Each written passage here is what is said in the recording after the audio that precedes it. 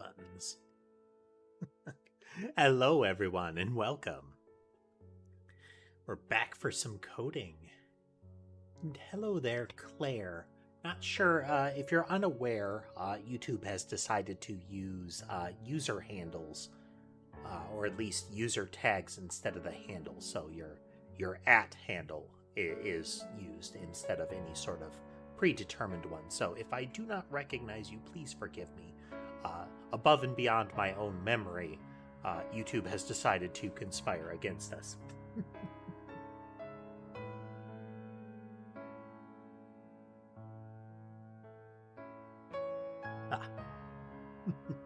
But welcome nonetheless. Welcome. Checking in with the kitties real quick. We do have, believe that's Mason there. Yeah, that's Mason. Sherbet passing through the play area with Sky. Sammy getting a snack. Ember's tail visible on the table.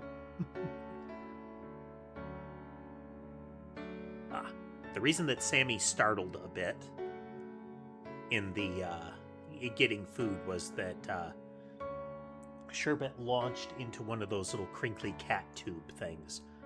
Molly has moved in pursuit.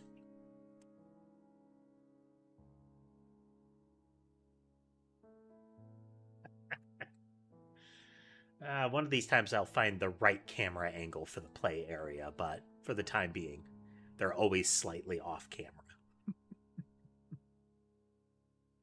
But it is what it is.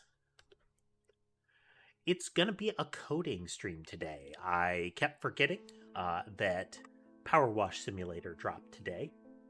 So we will be playing some of that. Any hopes for further Creepy Month games are out the window.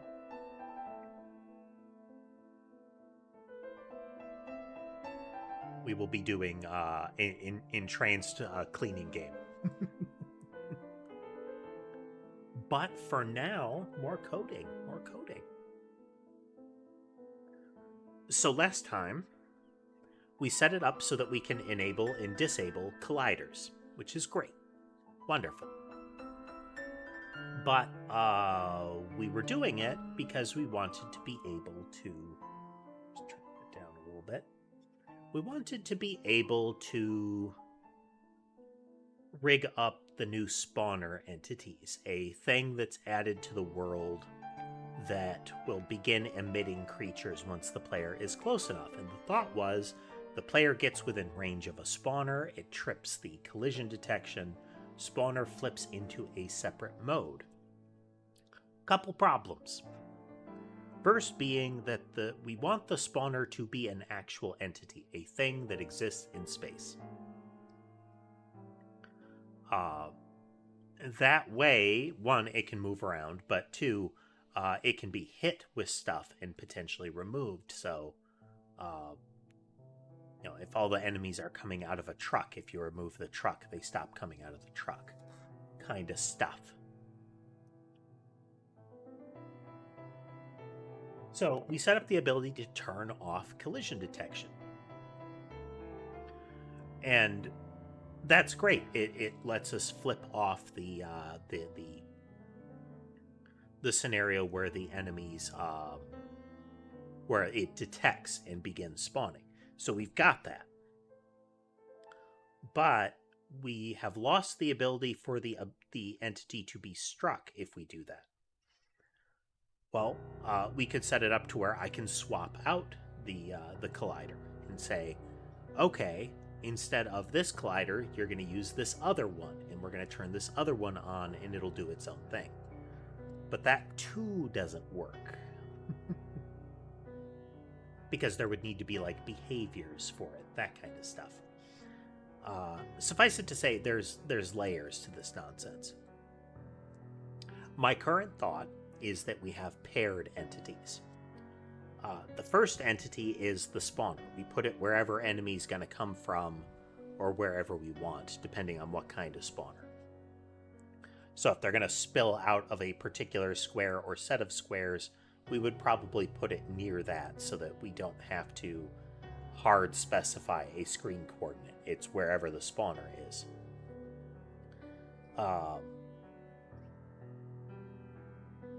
but that entity would be independent of the start spawning trigger. So until this new trigger, until this trip line gets tripped, the entity does not accept collisions. Its collisions are off, and it is not spawning. As soon as that event happens, it turns its collisions on and begins spawning. That would generally be you get within a screen of this thing.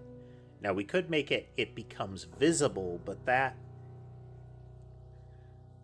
can create its own problems. We don't want them to pop in necessarily. Hello, Ember.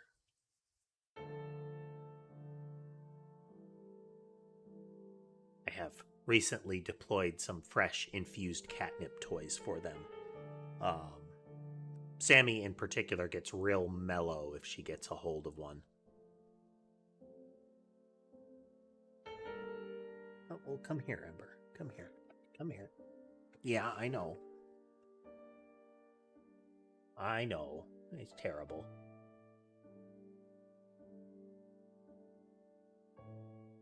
Checking her chin to make sure. I think she just had a little bit of kibble stuck to it, but Ember is one of my two that is definitely prone to acne, with Sherbet being the primary one for that.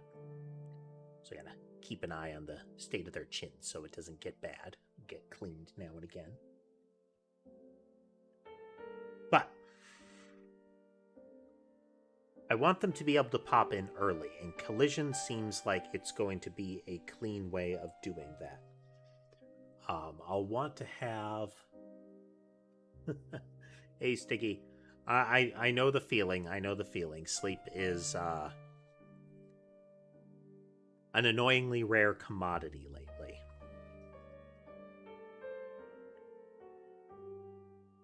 Yesterday was particularly bad. Hey, you. Come here. Come here.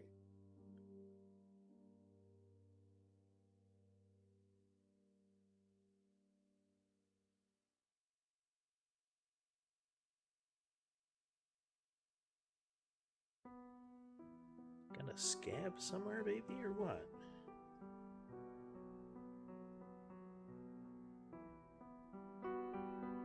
Might just be she's grazing me with a tooth or something.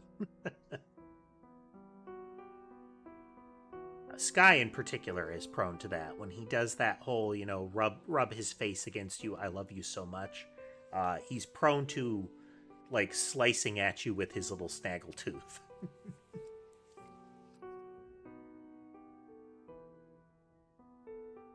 They can all do that, but he in particular is prone to it.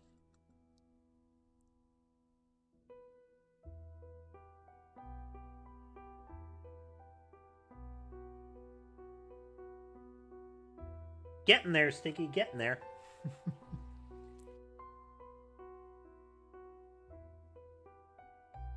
So I'd like a trigger that is better than collision, but I think collision is going to have to be the thing.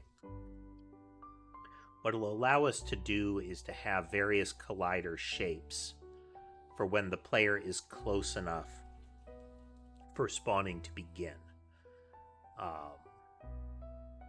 That is a thing that we're going to have to mess with as far as how do I position it such that it has the right effect.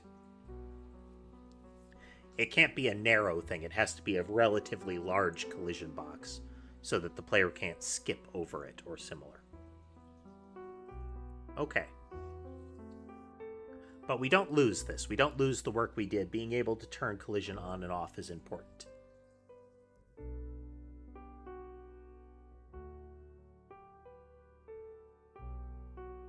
So this creates the concept of a pair of entities.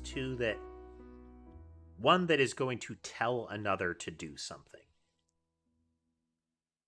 But I don't necessarily want it to be that it's just the entity removed.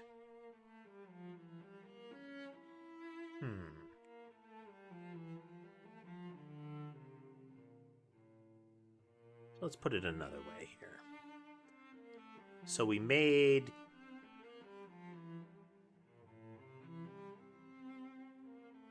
is it?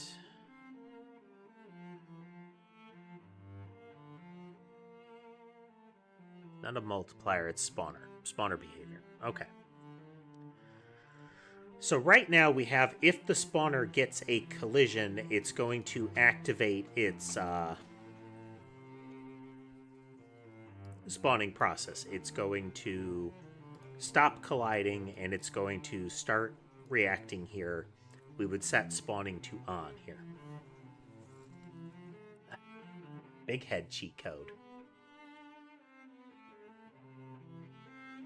Some of that can be very dependent on how you're presenting stuff. Different things can be scaled in different ways, you know.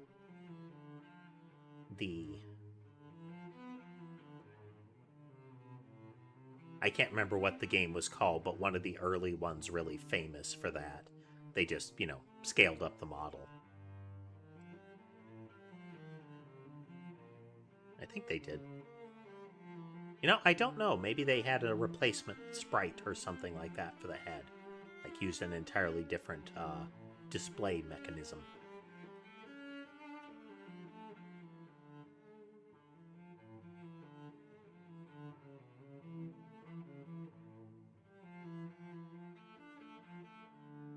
How are we going to do this?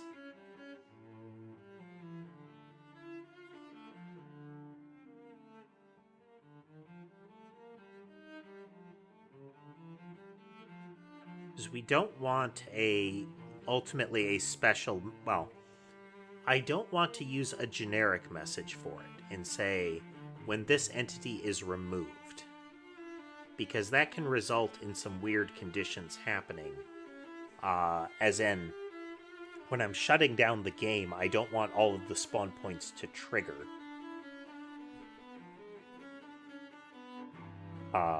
But I also don't want the entities to have to be necessarily very special.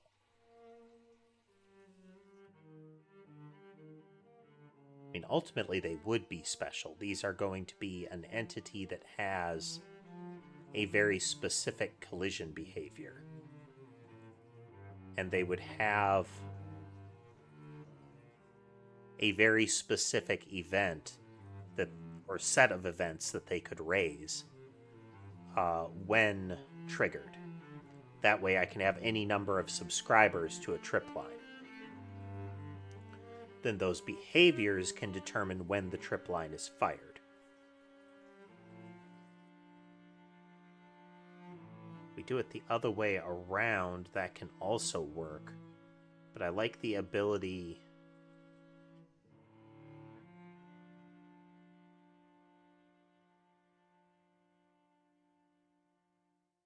I don't want to get overly complex with this, but that's kind of where we are.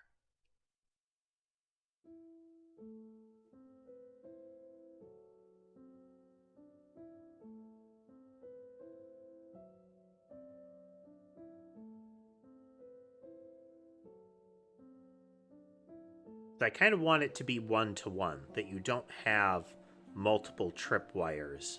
Sorry, multiple triggers off of one tripwire.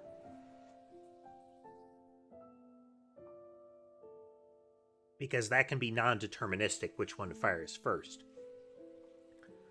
But for convenience sake, that could still be handy if, say, I want to turn on 3 spawners at once you enter that screen. Having multiple triggers isn't necessarily any better. I could have the "you have entered room 3" trigger, and then all of the spawners could be attached to it. Kinda like that. What that means is that we would have an event that is, let's call it triggered message or something like that.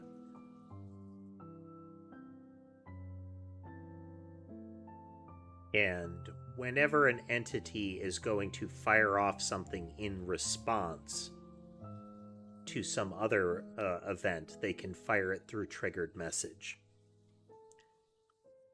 But it's not really the entity doing it.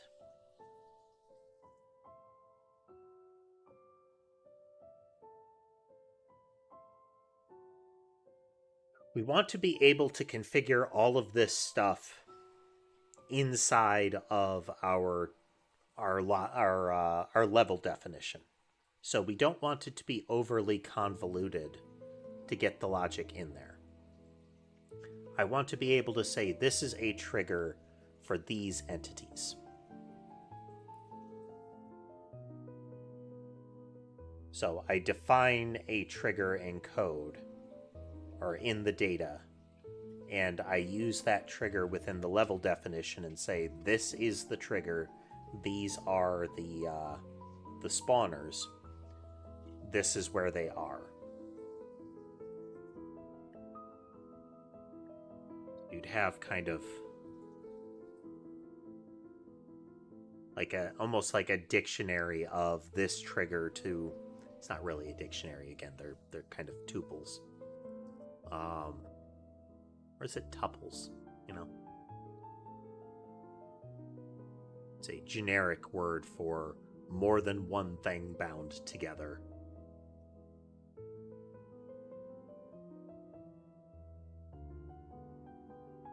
What we want to be able to do is create one of these things, this special kind of entity,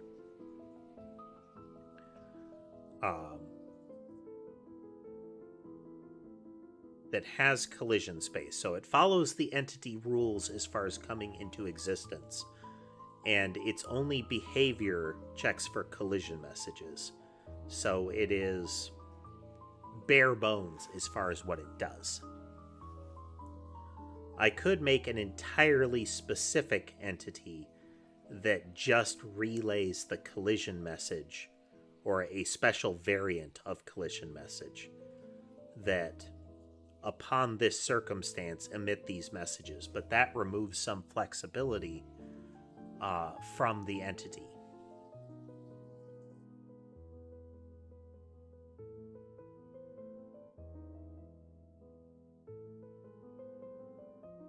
What we're faced here is a potential overcomplexity scenario. I don't want to make something so generic that it ends up getting that it ends up contaminating other elements of code that it doesn't need to. So if I make it so all entities have this like trigger message and that other entities can listen to those entities, does this actually help me, kind of thing? Or is it going to be something that becomes a loose end that could get used in weird ways if I don't keep the code base clean?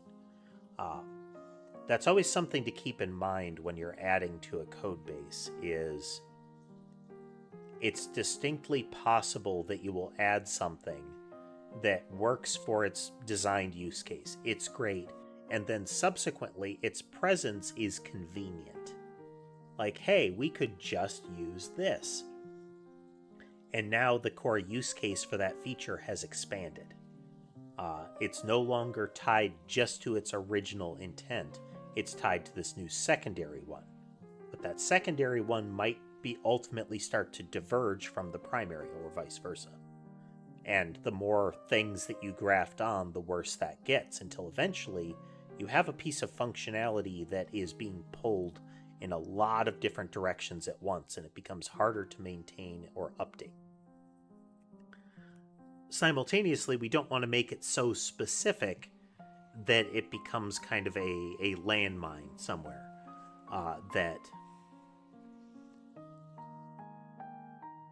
That's where my thought process is. Hello, Clever. Welcome. Your name is familiar, so I will say welcome back.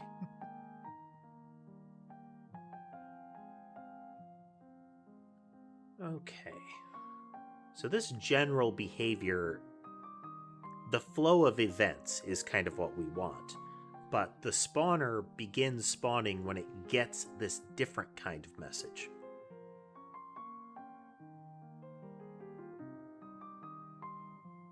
And what we want to have happen is that the actual spawner entity can have a behavior that is listening for a particular kind of message. which is effectively the wire was tripped kind of thing.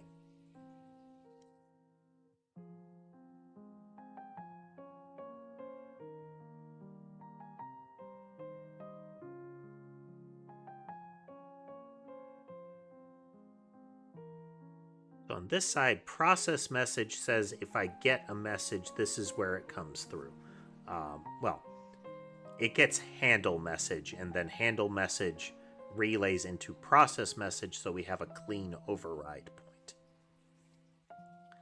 Since all behaviors can have like a little spin on this stuff.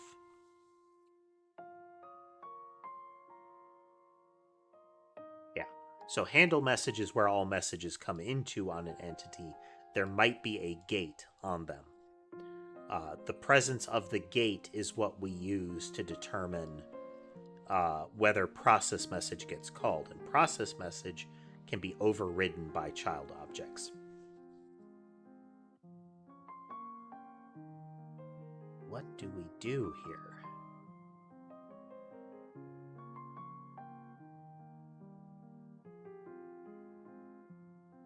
So we could have it where entities are registered as part of the trip line.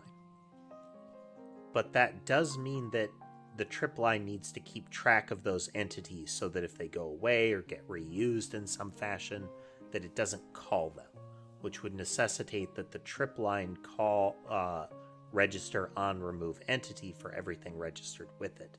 That feels like we're not adding simplicity here. Tripline entities could have a specific function to them, or a specific event to them. So it is a subtype of entity that emits messages based on its behaviors. That makes behaviors specific. There are going to be behaviors that only work for tripline entities, and that in and of itself is a bit of a landmine. Because I then need to know, is this a tripline entity behavior, even if it would be convenient to use elsewhere. This is that convenience thing again. It might result in a problem for us. Because now I can only use that behavior in a tripline entity, whereas in theory, spawner behavior can be used on anything. If this spawner behavior is set up, then all of its logic can fire no matter what I attach it to.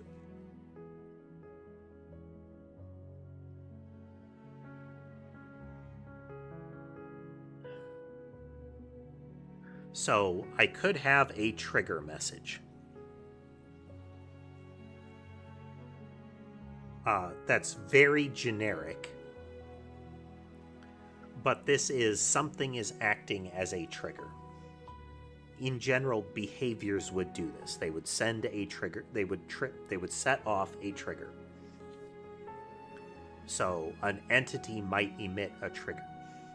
Anything that has a behavior that is watching for triggers could subscribe to that. They monitor that signal. That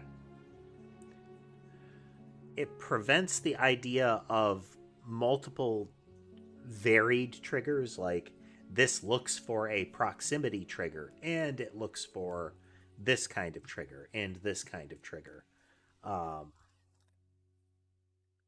This is entirely a something says whatever condition I am associated with has been set off. Hey, Cruel. Hey, Lunar. Did I add the Honey, I Shrunk the Kids level with the Praying Mantis boss yet? I have not. I've actually tried playing Grounded a couple of times. In particular, Grounded 2. Like, I'm keeping an eye on that one. I tried playing Grounded 1 and I refunded that. That's clunky. I like 2 better. That said, it's a survival craft game, and I have very low tolerance for those games as they are normally set up out of the box. So I usually end up wildly editing like server files and the like so that it's more to my taste. I particularly object to the I will starve to death within a day kind of thing that most of these games use.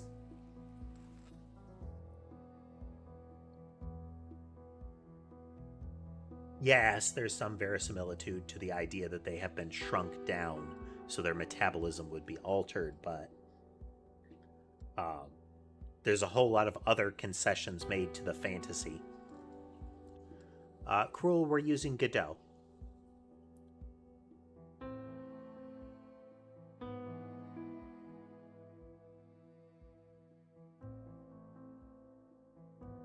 Okay. So that's what we want. We want a trigger event.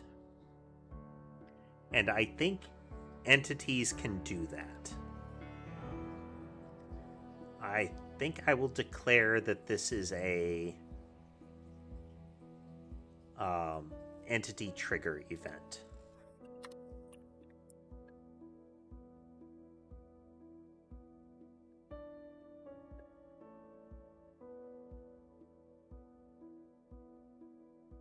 Now, at a minimum, we need it to have an entity. Well, we don't need it to have an entity, but we're going to have the entity to say this is the thing that is setting off the message.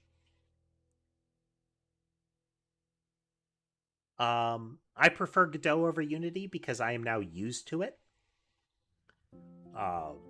Any folks actively working in Unity as small projects, I don't know that there would be any problem. But at this point, I don't trust that company at all, given the sort of shady stuff that they tried to get up to recently. And I was already kind of leery of the company, given that a major executive had gotten up in front of folks and said, if you aren't like hyper monetizing your game, you're stupid. In reference to things like microtransactions and advertising and all of that.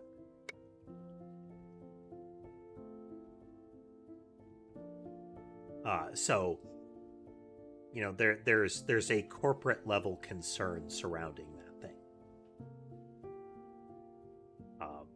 Unreal has its own corporate level concerns, but so far they haven't jumped out there with the "hey, we're evil" signs waving.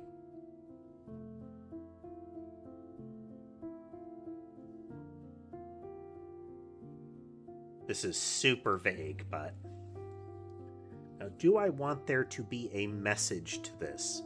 Because we could have a message to it that says this is the kind of trigger. I don't know that I really like that.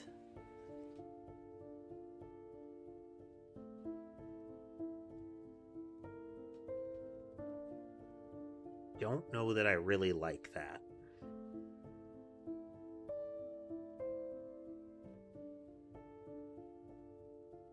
I kind of like the idea that if I get a trigger event, it's that I was wired up to something that emits a trigger, whether that is proximity, a door opened, health went to a particular level, entity was removed, whatever it was, there was a behavior or similar that said, entity, you have been triggered.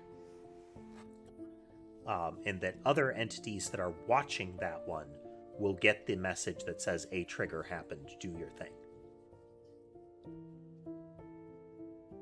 Yeah, we're going to roll with that.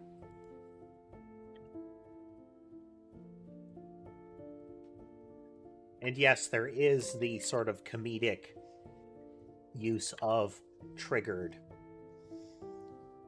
here.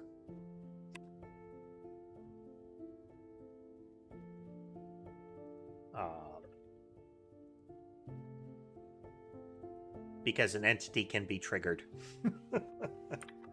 But I don't care.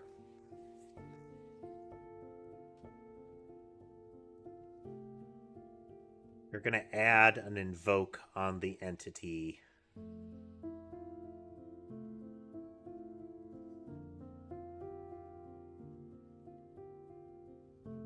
It's unfortunate.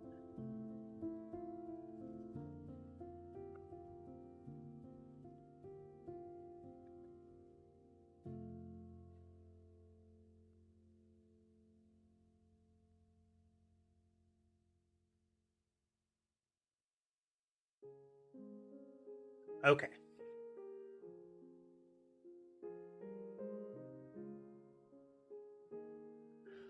Cruel, the choice of engine is kind of multifold. One, there is the because I want to. And we must not underestimate because I want to. Because that can supersede everything. The next is function. Some engines are going to be good or bad at things. Generally, it's going to be they're bad at things. I'm setting aside they're not efficient at it.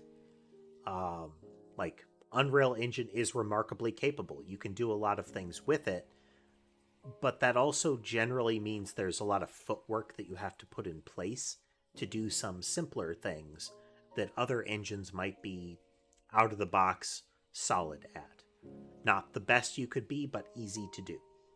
So, for example, was it Game Maker and RPG Maker are two that are pretty good at, move around, interact kind of RPGs, with RPG Maker specifically being good at your Dragon Quest and similar kind of classic JRPG. They've got a lot of built-in stuff out of the box. Doesn't mean you have to use them, doesn't mean that they're the best for it, but it might let you short-circuit some of the footwork that you would need to do.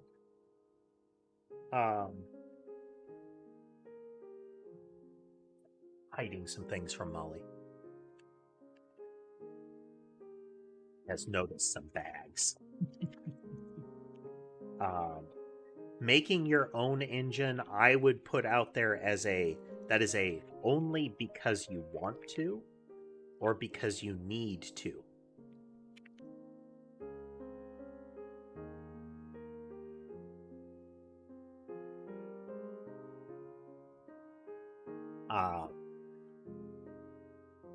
Because there's a level of complexity to that is often going to be unnecessary. So let's say I really want to understand how to use OpenGL at a low level. That might be the entire intent of the project, and so I might make a pseudo graphics engine that could then extend into, say, like a scripting language, and I have now made a game engine. Hooray, but a lot of them can already do that. So that was entirely because I wanted to. Sometimes it's because you need to. I loop back to it a lot. Noida has its own game engine because it does physics simulation on every pixel in the game world within like a many screen radius.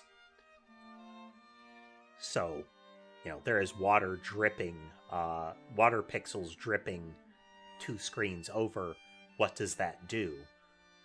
That's not something the default loops that are available in things like Godot are going to handle very nicely. There are simulations out there for it, but then using it in a game context adds a level of complexity. So maybe you do a custom engine because of something like that. But it is not fundamentally better. Just like using any other powerful tool, if you don't have a reason to use that powerful tool, you often invoke the cost of using it.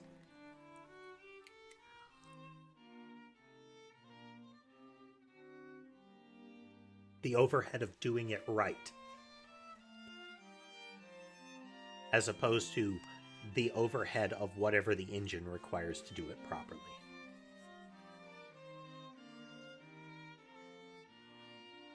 This is... Oh, I'm going to need to change that. Let's get that.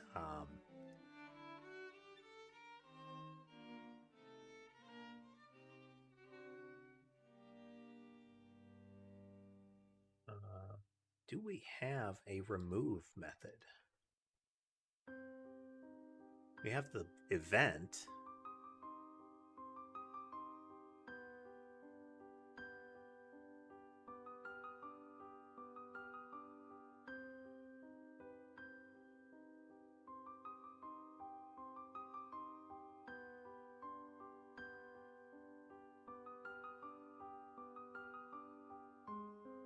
Oh, that's not good.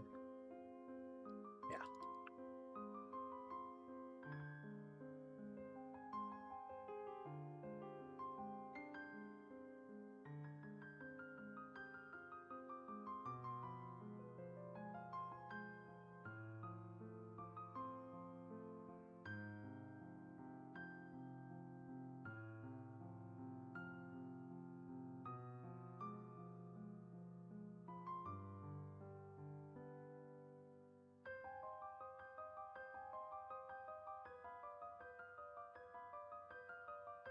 Right, Lunar. It generally comes down to what are the limitations and how much effort does it take to get what you want.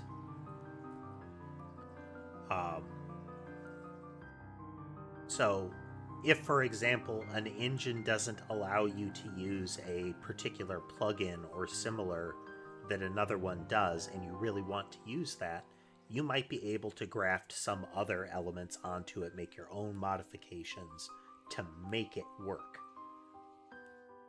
But then you had to do that, and you have to maintain that. So that was a cost to do, and perhaps that cost to do is not something you want to spend, or isn't worth spending, or you just don't want to.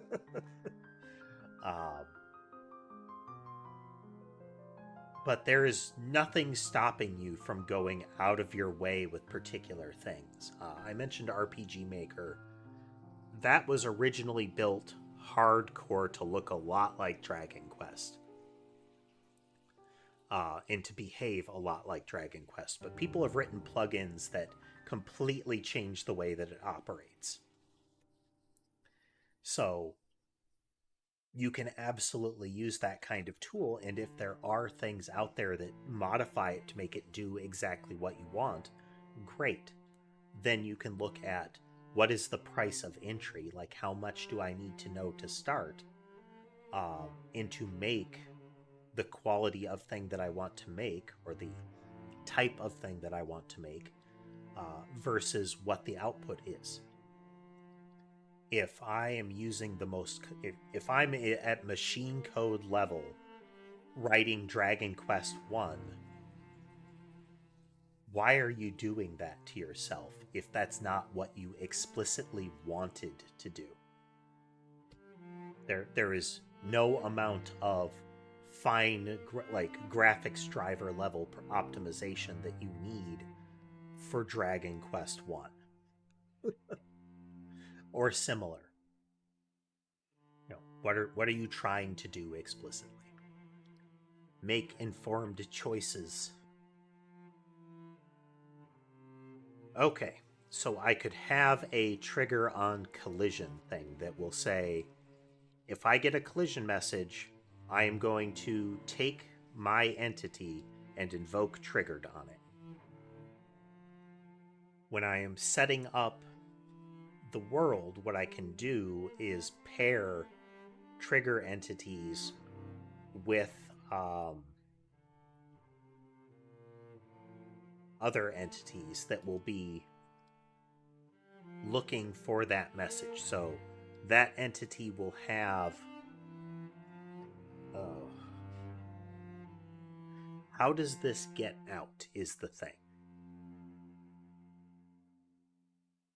Where does this go after? Because then it would go into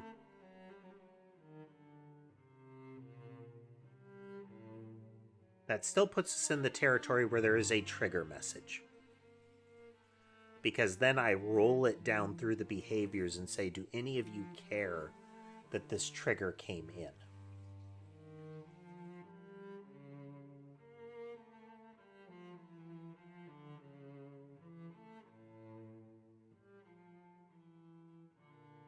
Because then in entity, I could have a place where I can bind that.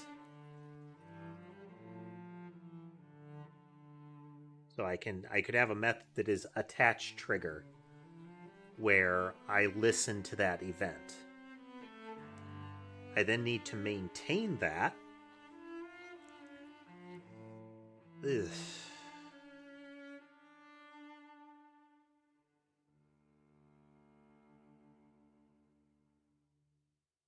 What if we do it the other way around?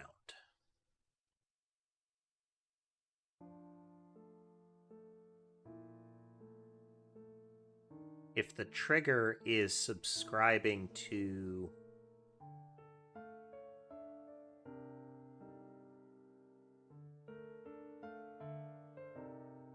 we just want a relay ultimately.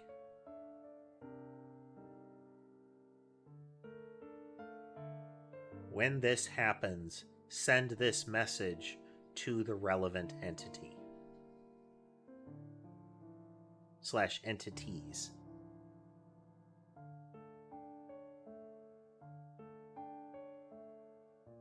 I'm just trying to think through what's going on here, Cruel.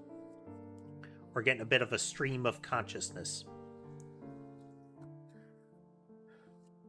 So what we're looking at right now, let's look at it in the sense of a, like, dungeon crawl trap. There is a pressure plate on the ground, and when you step on the pressure plate, you get arrows to the face. So what I have is a trigger, and I have a trap. The trap does a thing when it's triggered, and the trigger sends that, causes that to happen. I'm looking at how to connect those two things. What does what? It would make sense that an entity that has an attached trigger would listen for anything that is triggering it and would react accordingly.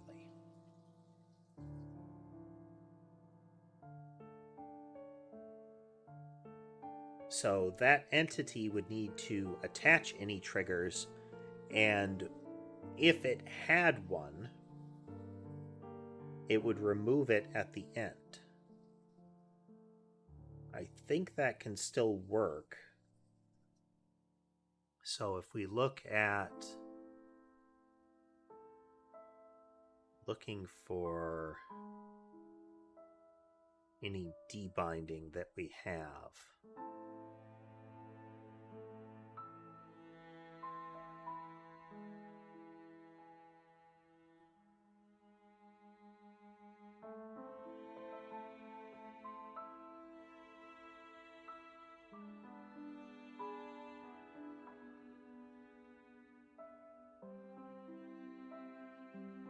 it's where we attach entity health.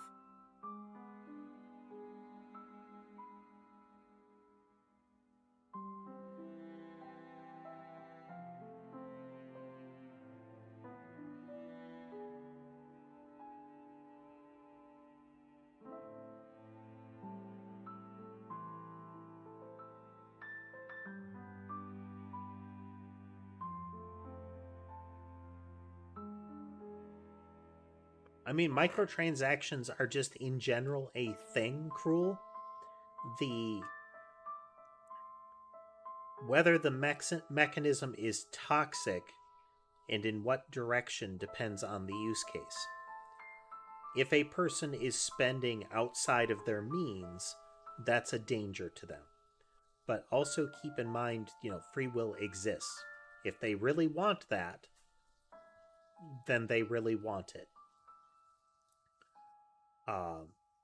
Now, a business can also make microtransactions part of a toxic ecosystem. That is, they can set it up so that they are pulling on human psychology strings to compel people to spend more money. And that's where you get into that territory where people feel like they have to. Fortnite skins is a classic one. There are going to be other examples.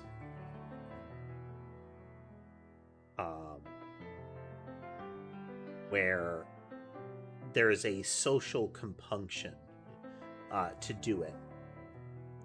So, all your friends have a cooler one, so you need to have a cool one too. There's that aspect. There's all of the dark patterns for making it so that it costs you more.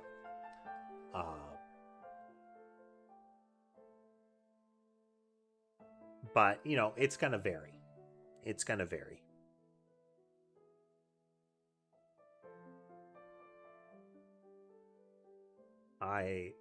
I lived through the era of full DLC, like expansion packs being the norm. Um, so a lot of the elements around microtransactions, gotcha, and that kind of stuff feel kind of foreign to me and have a bit of an ick factor to them. You know, if you're going to have this thing, why don't you just let me buy it?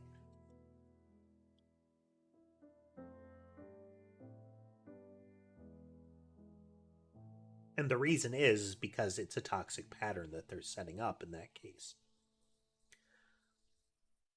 Like, well, you know, you can't really buy it. You have to open blind boxes. Like, well, what if I never get what I'm looking for? Oh, well, but maybe next time.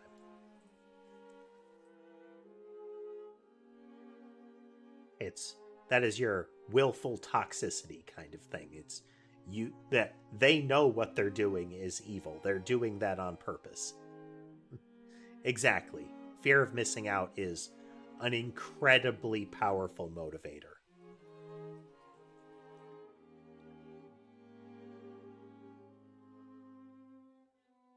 For those joining us, we are attempting to set up a trigger mechanism for entities that when something happens to one entity, that entity will call out to other ones that have kind of subscribed to it and tell them a thing happened, do stuff. So this is the, you know, pressure plate to a trap.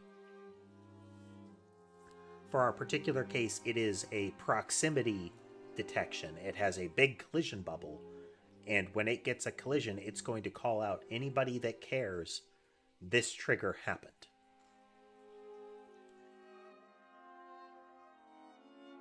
But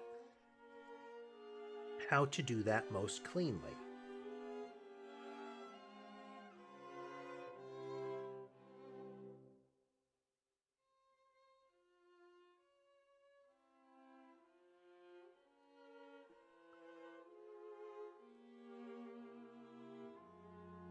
Optimization is a how far do you want to go, Cruel. There are limits, but there's always more you can do. Like I mentioned last time, I have currently achieved good enough for my purposes. Good enough, the bar that is good enough may change subsequently, but there you go. As far as does it work on specific processors or stuff like that, I have no idea.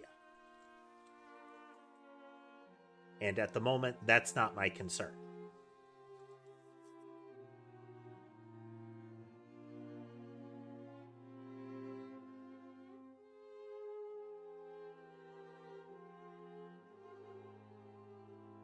So I could have just exposing this.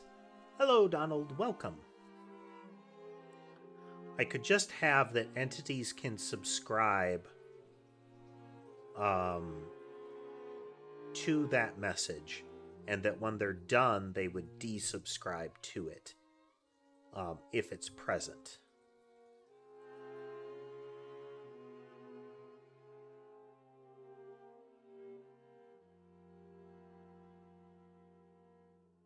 Because we don't want this triggering null messages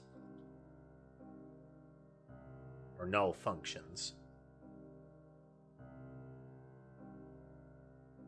So that would mean that any entity that subscribed to a trigger would need to remember that it subscribed to that trigger, so that it would then clean itself up accordingly. Yep, we're still working on the game, Donald.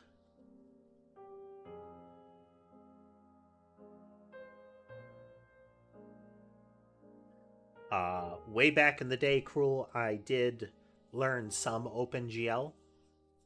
It's not something that I care to do because it's very low level. And my only encounter with the concept of CUDA is that it's a type of core on processors, which means why the hell would I do that? That is way lower level than I would care to deal with at all.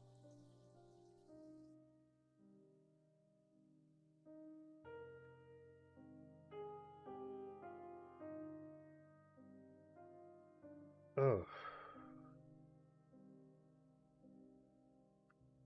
How do we do this gracefully? Now, I could say that a given thing only has one trigger. That would be an assumption that we could make right now. Because otherwise we have this song and dance where when I assign a trigger, I have to watch out for that trigger being removed, because if it is, we're done. We can't be triggered anymore.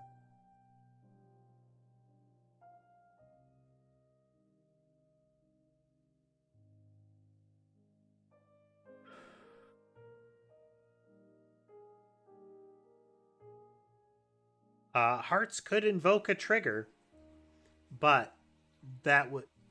So, for a trigger to happen, there needs to be something that specifically cares about it.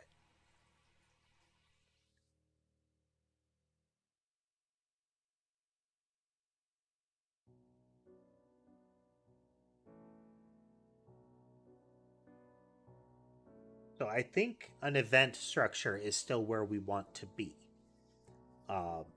So, for example, a single pressure plate can set off multiple traps. A single proximity monitor can set off multiple spawners.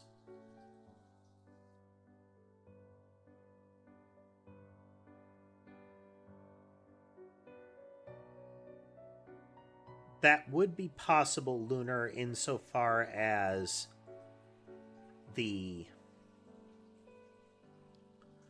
trigger will ultimately be a message that the target entities propagate.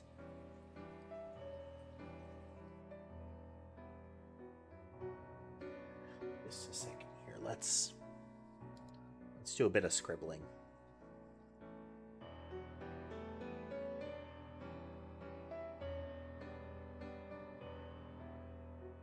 Get this in here.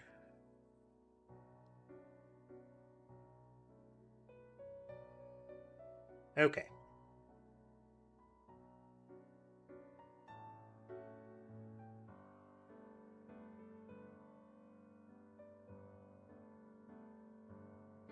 So we have...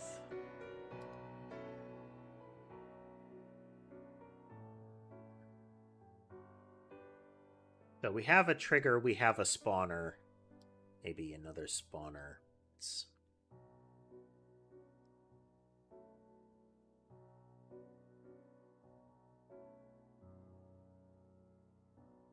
When this one goes off,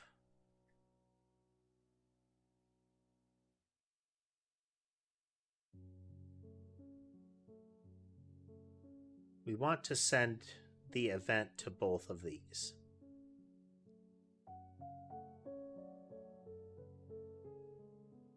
So for that to happen, these have said this trigger plus equals our function. But to make that graceful, we need to be monitoring if this goes away. So we would have a onTrigger removed method.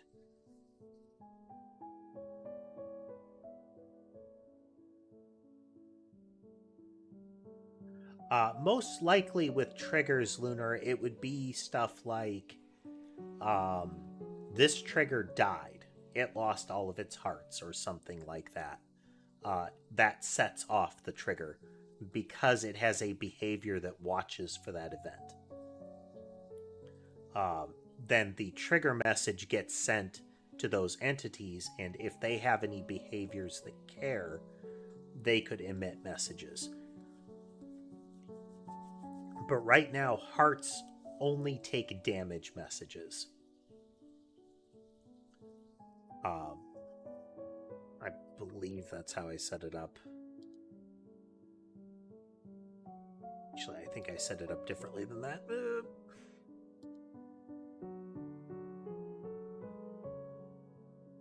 Okay.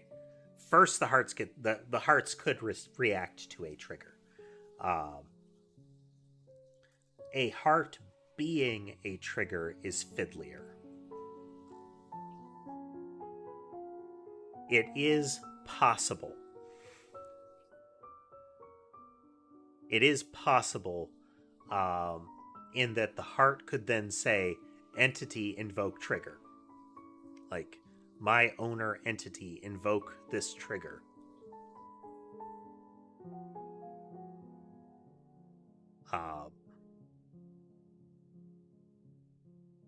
So, possibility. But that just gets into layers of convolution, because a trigger would still need to be connected to something, and that's a very particular case. Doesn't have to be on world map setup, but the entities both need to be present to attach to each other.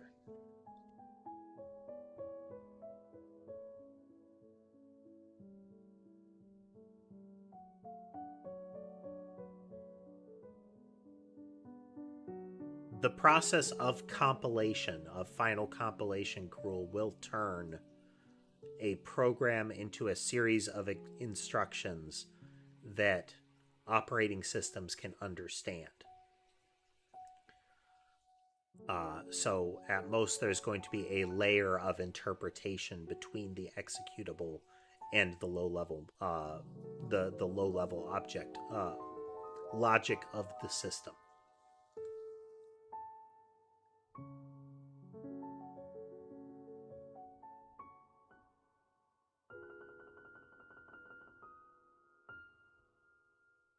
As you seem to have a great interest in machine and binary interpretation, there is going to be a large amount of reading material out there on that topic.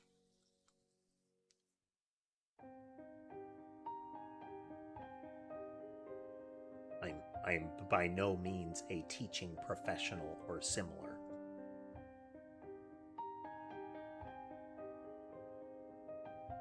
So if it's time pass message, we do that. We always send it through health to see if health cares.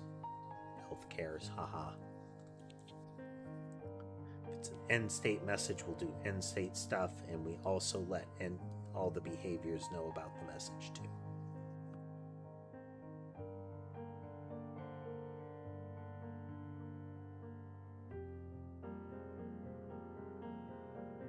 Entity movement is... This is something that was added, I think, during one of our downtimes, and that's that when a behavior wants to move the entity, it passes in a movement concept. That is, how fast it can go, what is the velocity vector, is there a height change, is there a rotation change, is there a change in speed? These things are handled linearly. They're each passed in as a collection because any form of movement takes a slice of the speed of the entity. So if the entity moves at 96 and there are two, then each of them will have a speed of 48 by default. It's capped at max speed. And we can also alter the speed as far as that individual action being taken. So henceforth, the speed is different.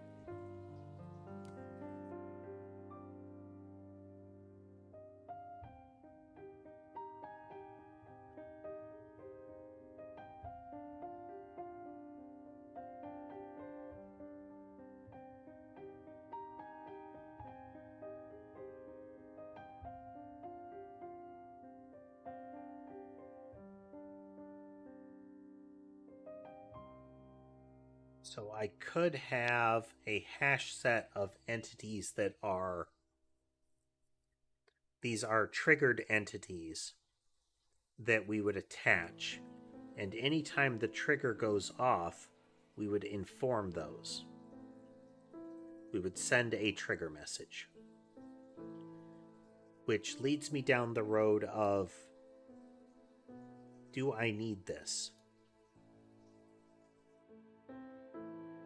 Because if an entity goes away, I don't want to be calling its method.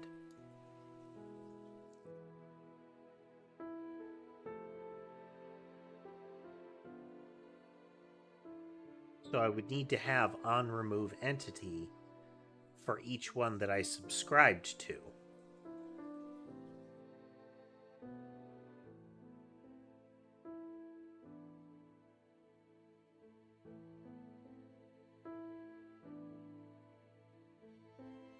No, that should be handled by... Okay, we're at kind of an executive decision moment, is if we say triggers are one-to-one, then every trigger goes to one entity that listens to it. So this pressure plate invokes this trap. I could have multiple overlapping pressure plates, but they only set off one trap each. I kind of don't like that. Again, the idea of a you are on screen 3 trigger with all of the spawn points for screen 3 waking up as soon as you set that trigger off feels graceful to me, feels right. Which means the trigger has to send out a message to multiple entities anytime that happens. Those entities being subscribed to a signal from it could work in that that entity would invoke its message with the expectation that any entity that is going to go away desubscribes to that message when they do. So if they have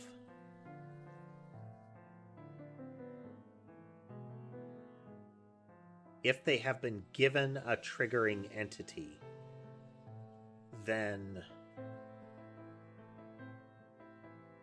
they would always react by saying, if that entity is removed,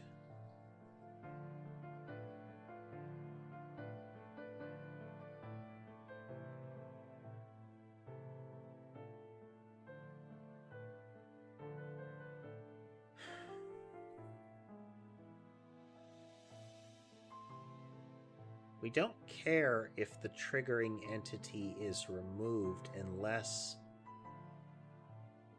I'm trying to make it so that I have to track the fewest things. And if I add it to where the trigger is specific,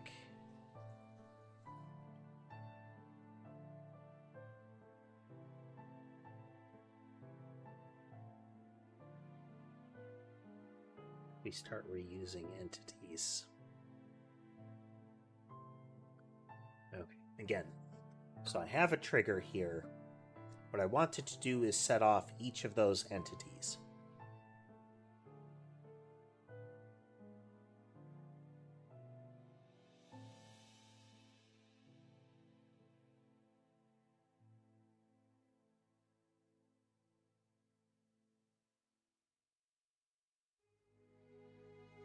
Well, what we're doing right now is we're saying under some circumstance, entity A informs entity B and C that something happened.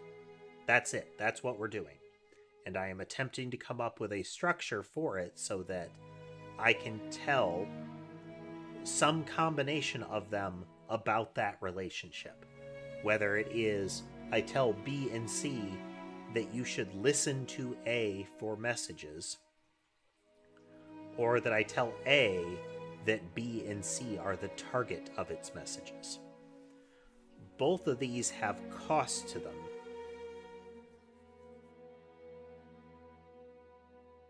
But I am tempted to say that I'm looking for that this thing sends messages to these things. So A sends messages to B and C. What we can do is then have supply A, B, and C, such that A only cares if B or C go away. because we get the message that says this entity goes away. So we have a hash set of entities, just so I can find them and remove them.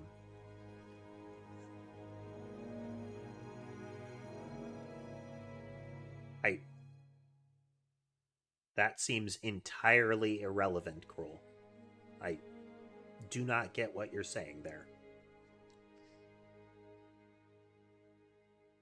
So A has a collection of things that it triggers. Whenever it gets one of those, it adds a onRemove entity call to it, so that if this gets removed, it's going to pull it out of that collection. And then whenever it invokes trigger, it's going to go through its collection of triggering entities, or entities to trigger, and send a trigger message to them.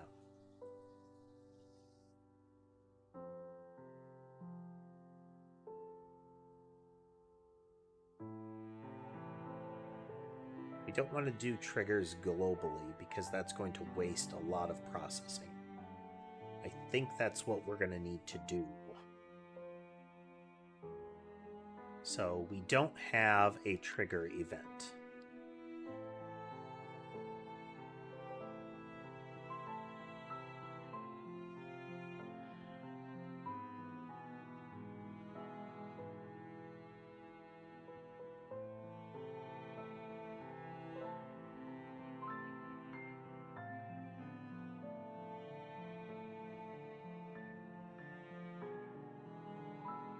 Okay, so we have a hash set of entities to trigger.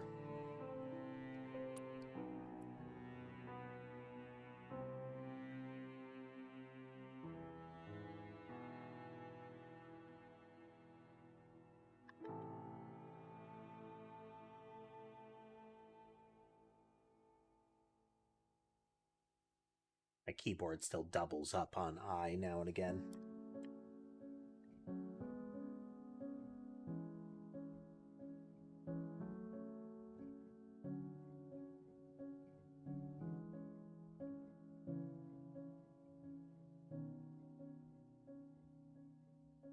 Have a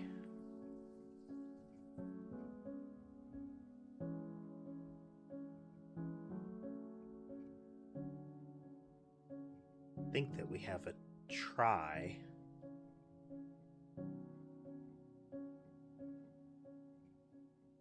If not,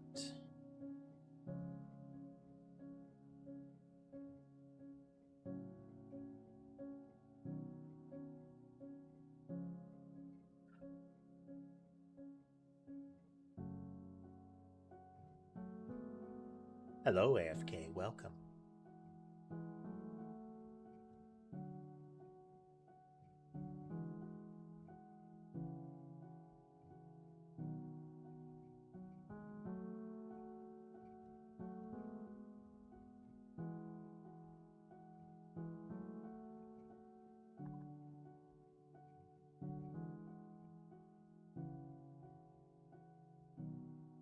Let's remove.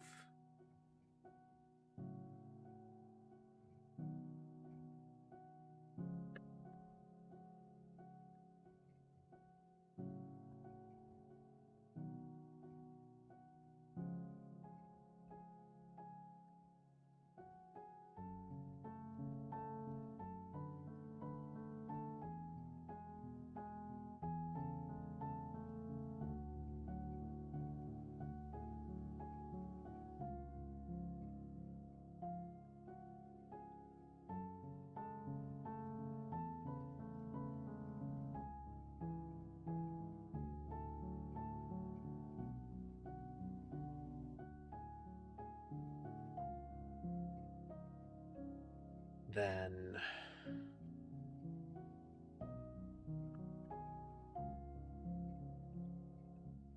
that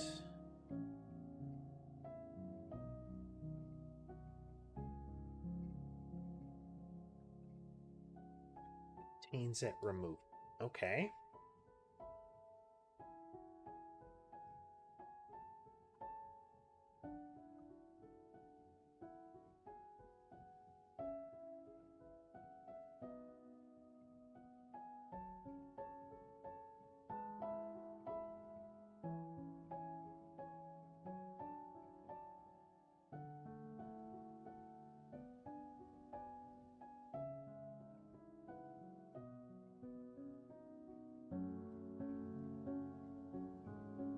have a...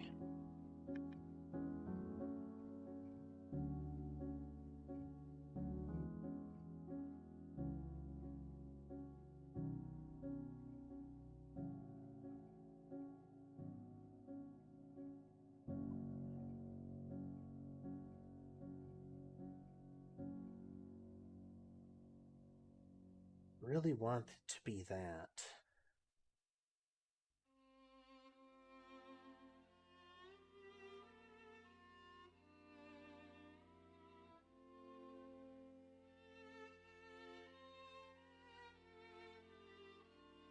We could have it send whatever kind of message it wants.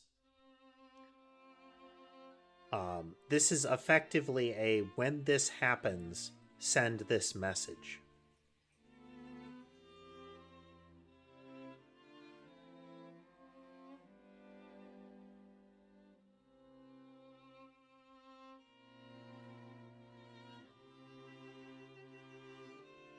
So we could send any kind of message during a trigger.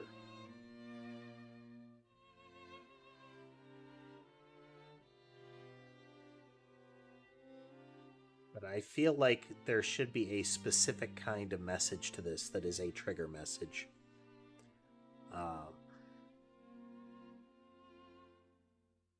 So that we just relay it through handle message. Yeah.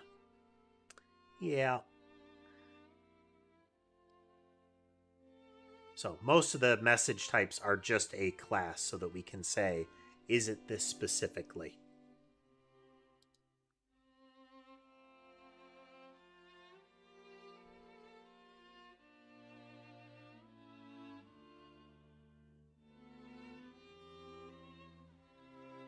Let's say public partial.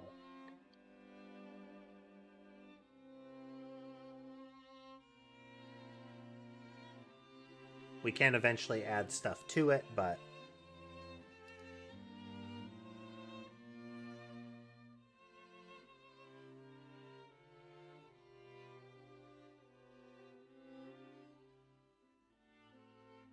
we can default this to where you could force it to send a specific trigger message.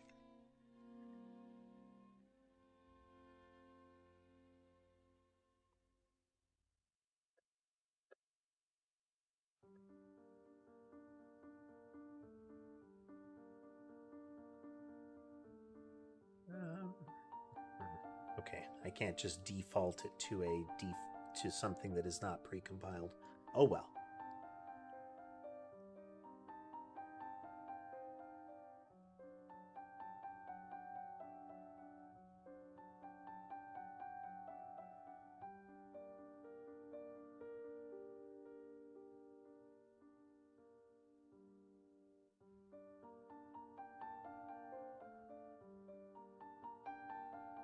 Kind of like the idea that that's how it's going to work.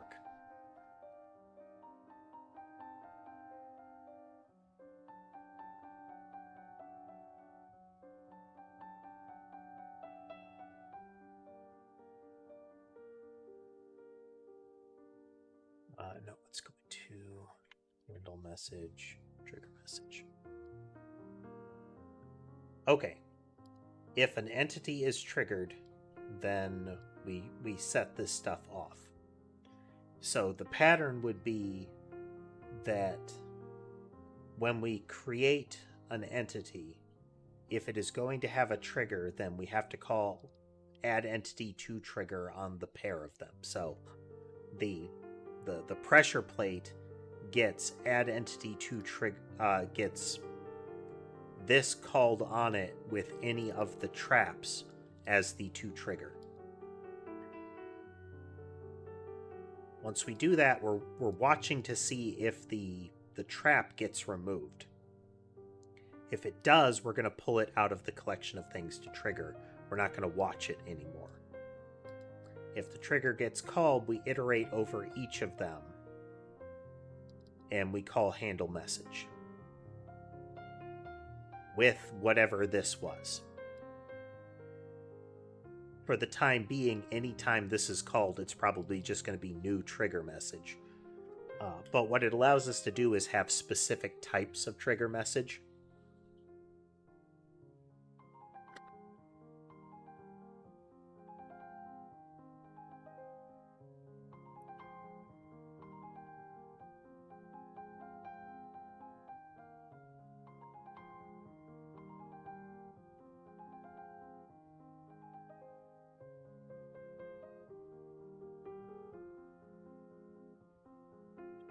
is equal to null.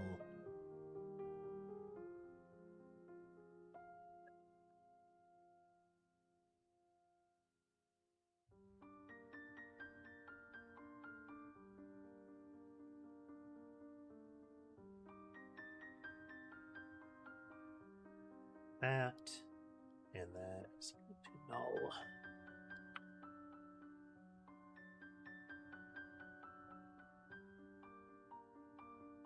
I like using Visual Studio Code. I prefer it over VS Code. I'm using Visual Studio because I'm doing this in C# and not in GDScript. In theory, I could do the code in the Godot editor as well, but I don't see a reason to do that. I have a better tool for it available to me. Okay, so no matter what, we're going to make sure there is a trigger message, even if it is empty. This way we can just call trigger if we don't want a specific message. That.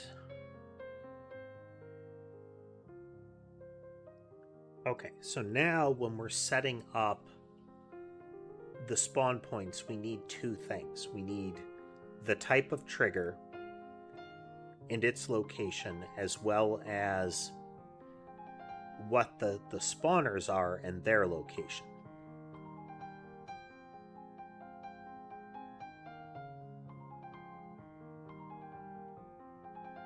Beverage.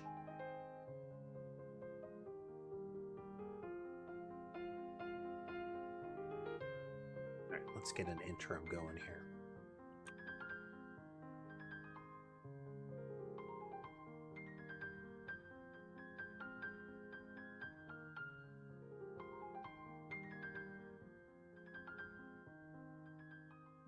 Still builds, right?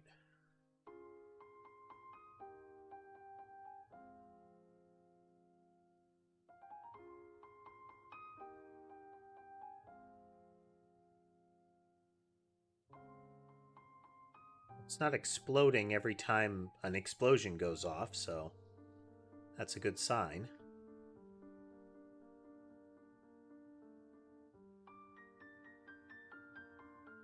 Blobs are being removed and we're not having problems.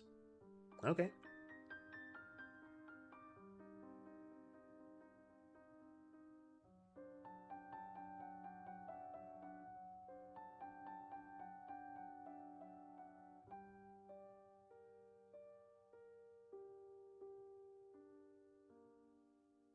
Let's see. All right, now we need a general pattern for setting this up. So we can create a series of triggers in our level, and then we would create a series of spawners. So the triggers and the spawners would have locations, and then the spawners are bound to particular triggers.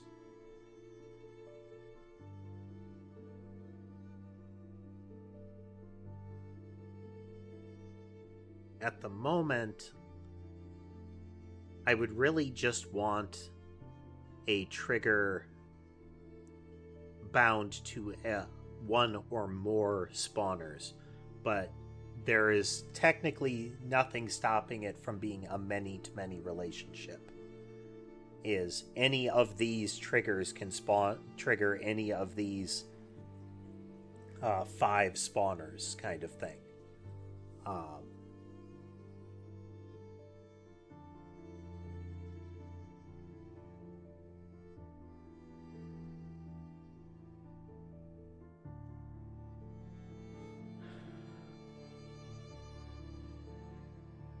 Once it's set up, the triggers and spawners are no longer really relevant for the level.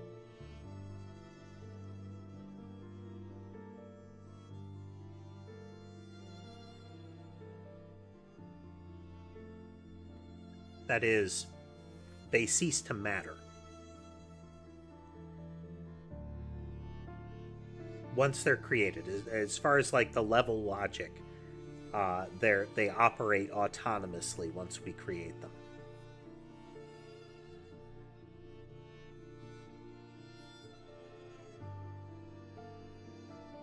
I mean, the compiler isn't noisy, and the beverage is for hydration. I'm very desk bound, so it's very easy to become dehydrated. You get locked in and you don't pay attention.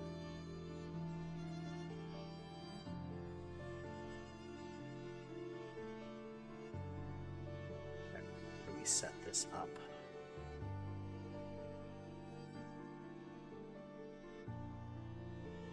So in my map, I have little rectangles. I have a series of triggers.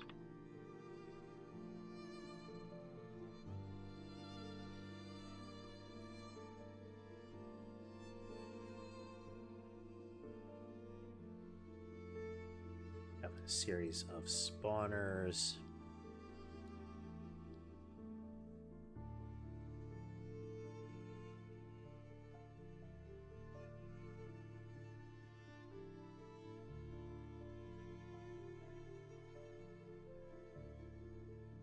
Each of these has a position.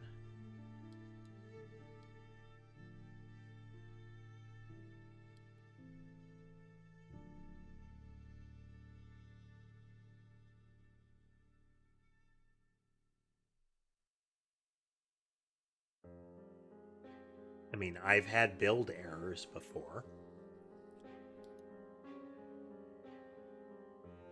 It's frustrating, but it's part of the process. Then we can have this idea that each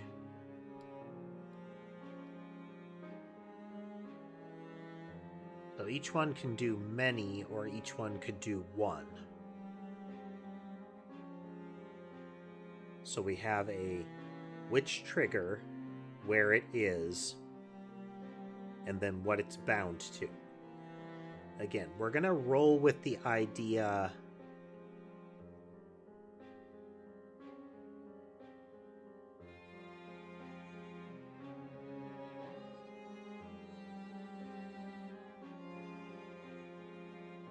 in practical sense, we can't have a spawner defined in the world as something that acts as a trigger. In a programmatic sense, there's nothing stopping me from having layers upon layers of triggers. But for the current time period, we're looking at something a little more linear.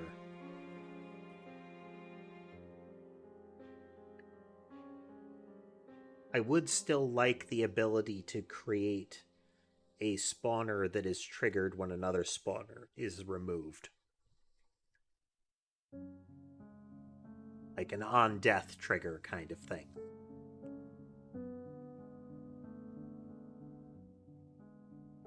So we could make that part of the definition of a trigger. Would be subsequent entities that are part of it. But that's getting into real convolution territory.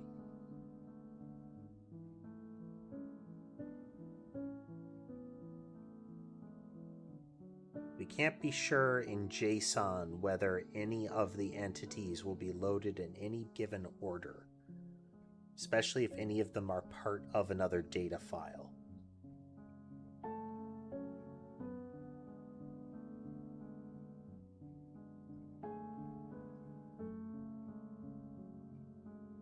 Would I still play a game if the company behind it has some bad publicity? I would generally avoid dealing with a game like that, especially on stream. Off stream, if I were to do it, I would be quiet about it as far as being on stream.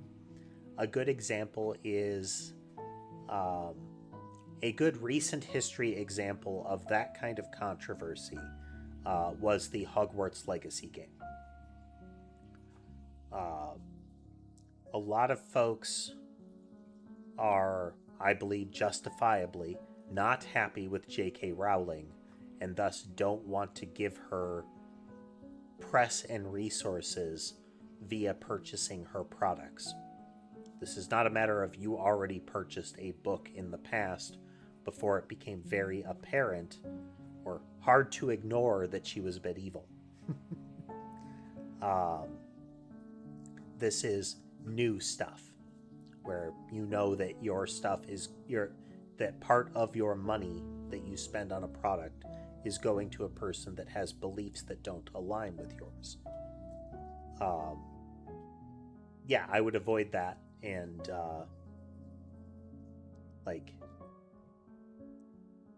avoid the issue or state my reasoning for not doing it and not do it.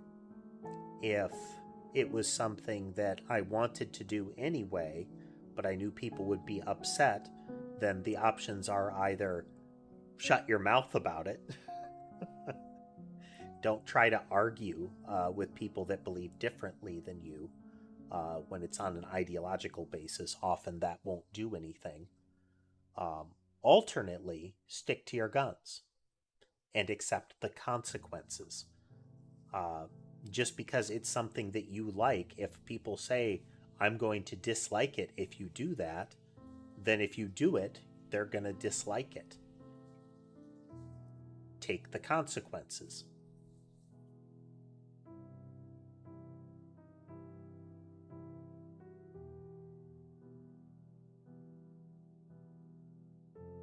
Cruel, if it's a game that I like and they're making more games that I like, then I would still play it. That is not an uncommon sentiment in the world. It's a strangely straightforward question. Let's put a different spin on that. If you like peanut butter and jelly sandwiches, and a company keeps releasing a newer, better peanut butter and jelly sandwich that is even more delicious than the prior one, would you still eat it?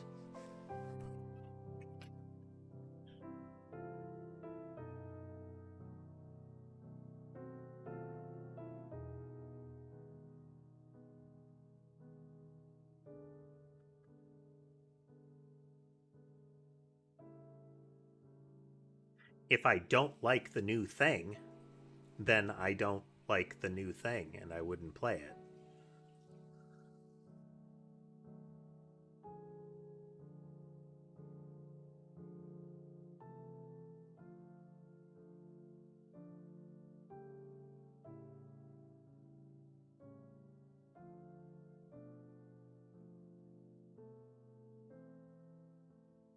How to structure these?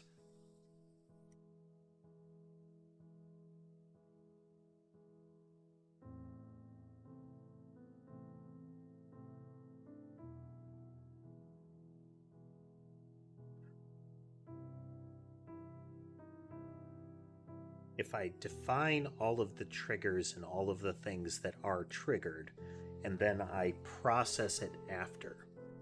Let me look at our world map here.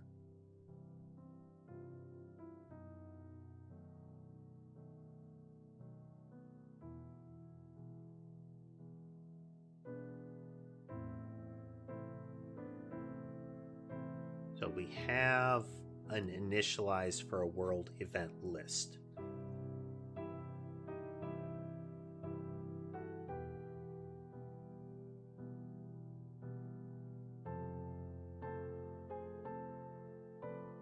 The world event list we call initialize. We're just setting up all of these.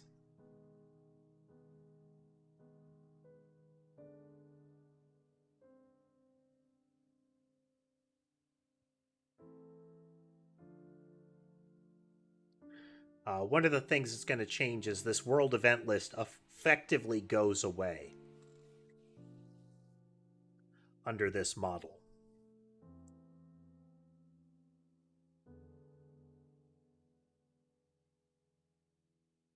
because for the most part, spawners trigger when you get close enough to them. Some spawners would trigger at time markers.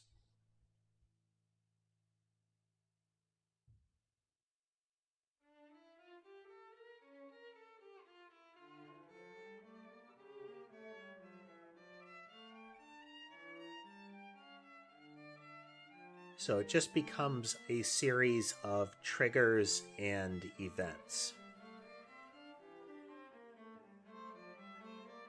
So we would create, if we create all of the spawners in the world that cause events to happen, whether they begin spawning or they do a one-off thing,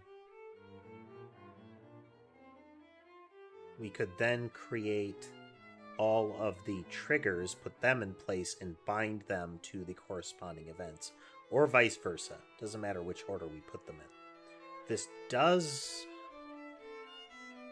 If we create all of the triggers, like... Well, if we create all of one or the other, then we could be set as far as daisy chaining them.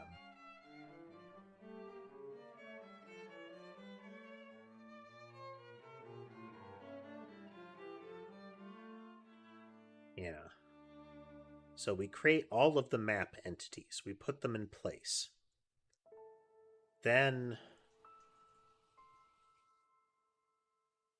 Okay, cool. So, as I have stated many, many times, I have no idea which processors or graphics cards, especially older ones, will be able to run this game.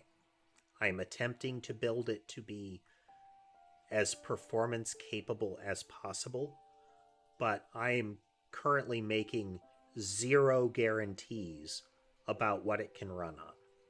That will be something that I find out down the road once I'm done.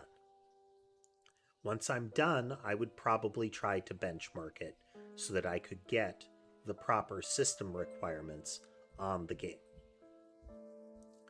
But we aren't even in alpha yet.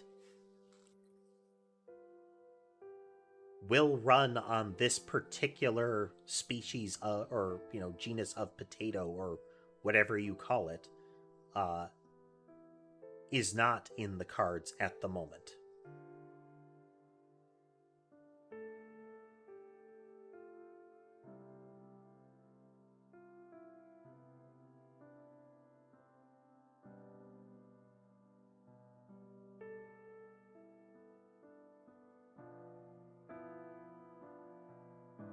Okay. So if I create a list of all of the map entities that I want to exist, and then I have a list of all of the pairings that they will be tied to.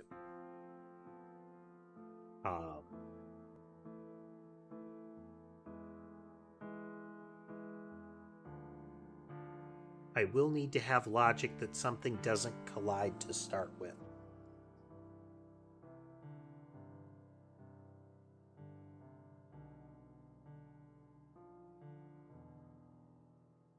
But if I just have timers and proximity, I think that should be enough, right? No, I want to be able to daisy chain them.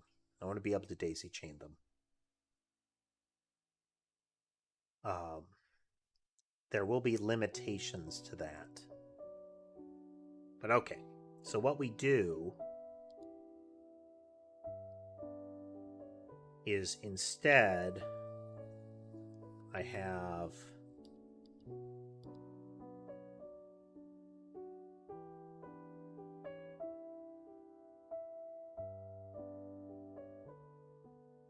gonna have this.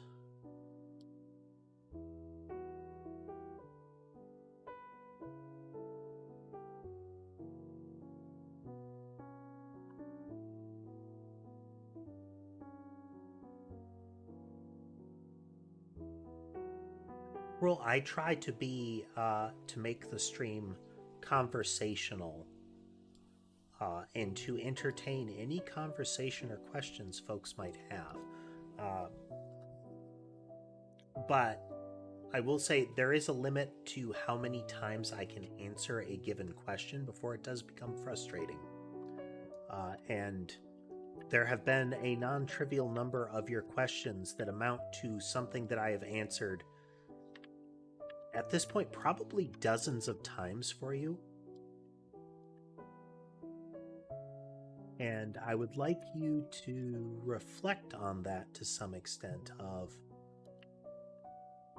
as a viewer, as somebody that I am having a conversation with, it feels like you're not paying attention to the answers if I'm answering it numerous times like that. And at least for me, that feels rude. And that is like the rule of the channel, is don't be rude.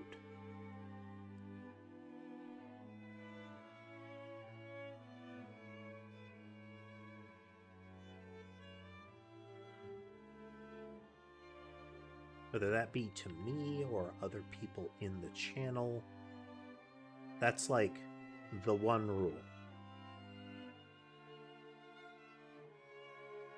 Okay, so we have all these, we have a position for them.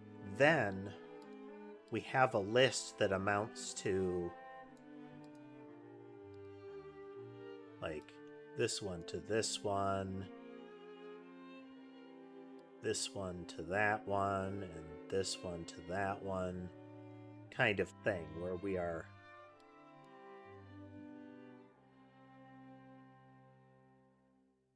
binding specific ones together. It's not the greatest example. Let's do this one to this one, and this one to this one, and then this one to that one, and this one to that one. And technically we can have things like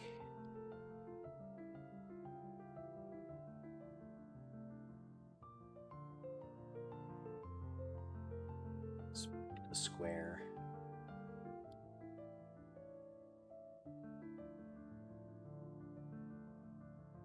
Where we have then, like, let's say this last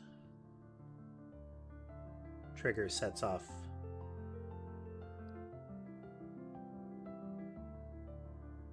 this one, and when this one fires, this next one fires. Just so. So what this does is, first I say, these are all the things that exist intrinsically in the level. This can also include things like, is there a power-up on the board? Is there a exit gate on the board? All these things get created. Then I have a listing that says, are any of these trigger relationships? So this one triggers that one, I bind them together. So I'm going to need to make sure that all of the logic that makes it so that these are not ready to be set off is baked in. So something like collidable is set to false by default, kind of stuff would need to get set up. So these are our two data structures here. Let's make it orange. We have this thing.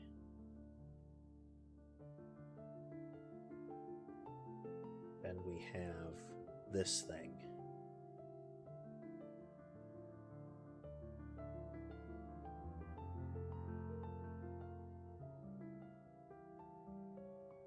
I mean, technically, we could consider this thing separate. These are positions. So what are they, where to put them, and then a bunch of key value pairs of this one to this one, this one to this one. So I can probably have two data structures here.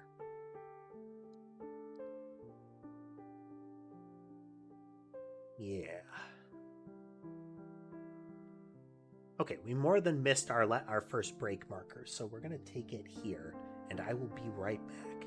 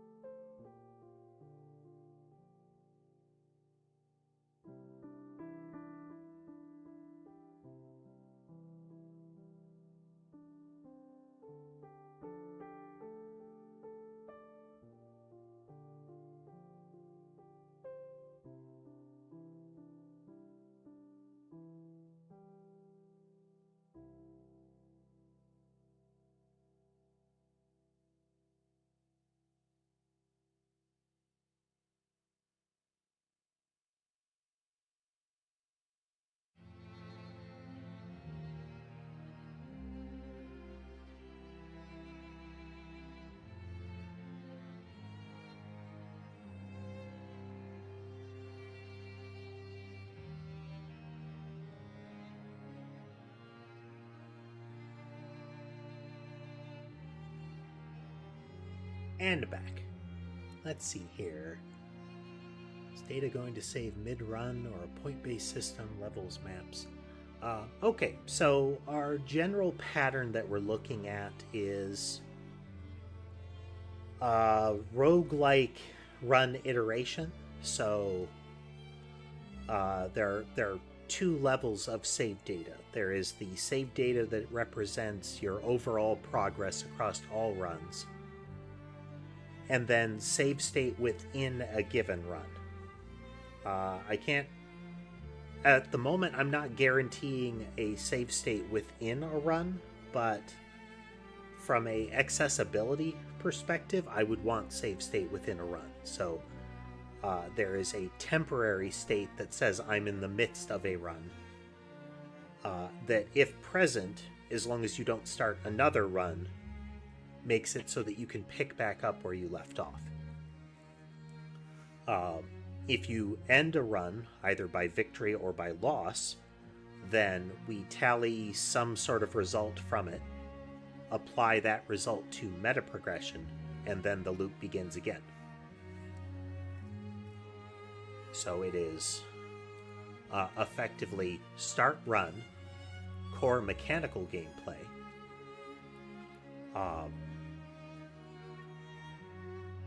so then during that loop, we might have a pause state that you could go into, whether that's a, an autosave kind of come back later, or it's just running that game state.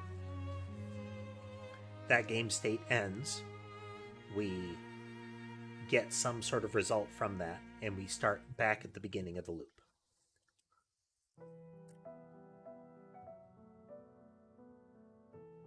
Core gameplay is begin a map, move through the map, defeat enemies in the map, and either be defeated by enemies or get to the end of the map. Then either you are at a victory state, you didn't get through and you're at a lost state, or you proceed to another map. Hey there, Schmuggums.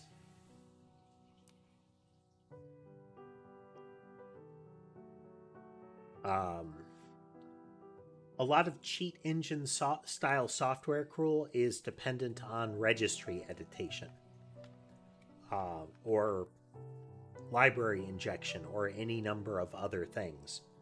I have no current intention of like spending resources on trying to mitigate that. That is an arms race that I don't feel like I'm gonna win. I'm not looking at a multiplayer game environment, so mechanisms for trying to protect against that sort of injection aren't really on the books. Like, I'm not looking at having some sort of anti-cheat layer, both from an expense, an implementation, and just a I don't feel like I need to bother.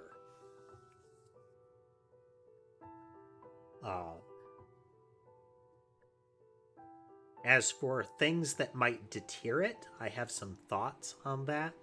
But those are thoughts as much about kind of meta game kind of stuff, and that's under wraps, you know?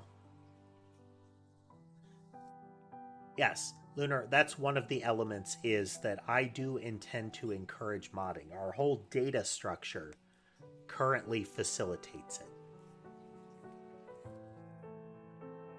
There is nothing stopping you from adding new enemies into the game. Once I've got this data structure that we're looking at here, whole new levels could be added to the game.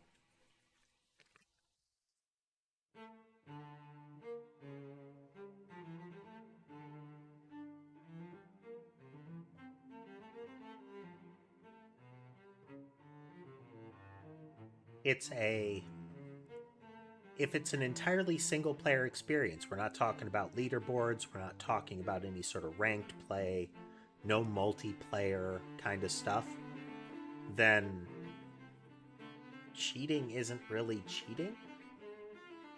It's not even a you cheat yourself. It's you're playing a game by yourself. Play it however you want. There isn't a correct way to play Legos, you know? So you can't really cheat at Legos. If I'm playing with other people and we're all in agreement that this is okay, and again, we're not dealing with some sort of meta community-based stuff like competitive play or leaderboards or anything like that, then who cares? It's like modded Among Us, you know? Don't want to play modded? Don't play on a modded server. It's only when there is some sort of consolidated multiplayer where it is possible that you will not encounter you will encounter somebody who isn't of the same mind when it comes to how the game should run. So I join a public server in Battlefield that has the normal rule set, then somebody cheating is going against the general expectation of all of the other players. That's cheating, whether it's just that they have changed the player model that everyone else will see or something like that. We are discounting the idea of completely harmless cosmetic changes, UI changes, that kind of thing. There's no gameplay impact. I don't care. If you want the face texture of all of your gritty soldiers to be anime girls, you do you. But, you know, the ability to see through walls, okay, now we have given ourselves an advantage over other players.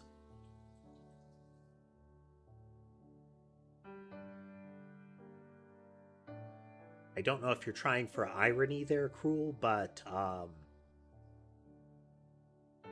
by asking that question, you have asserted the answer yourself. The fact that you asked that question during this stream at this time implies the answer.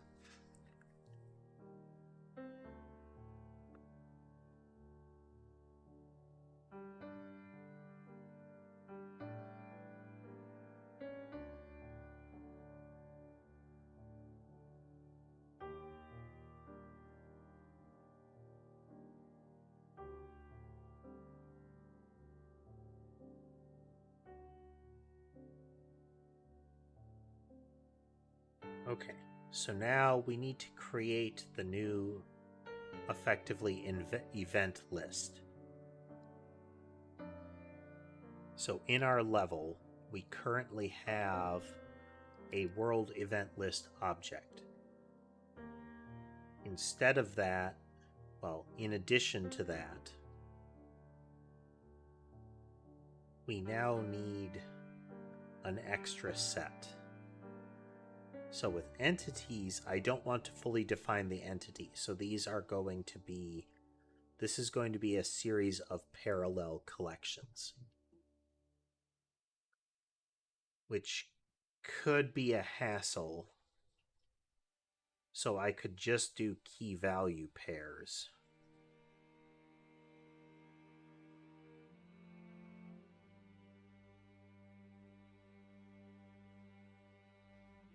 Okay, let's map this down here.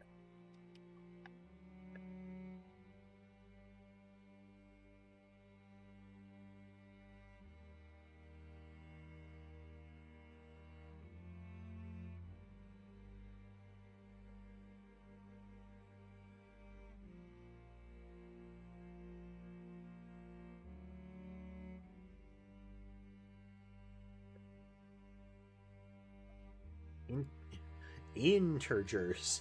Integer pairs.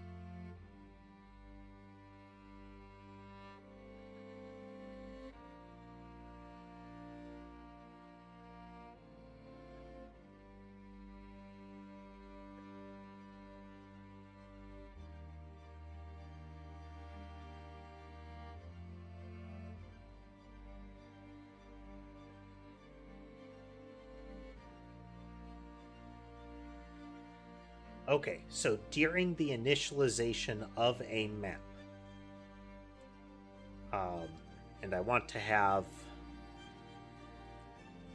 to clean this up. We need a pattern for this in our services that is initialize this thing. Like this whole thing needs to be initialized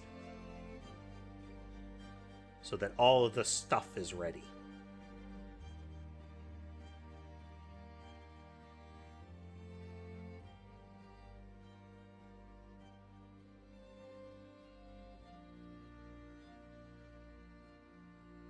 Okay. So we're going to create a listing of this thing at this point.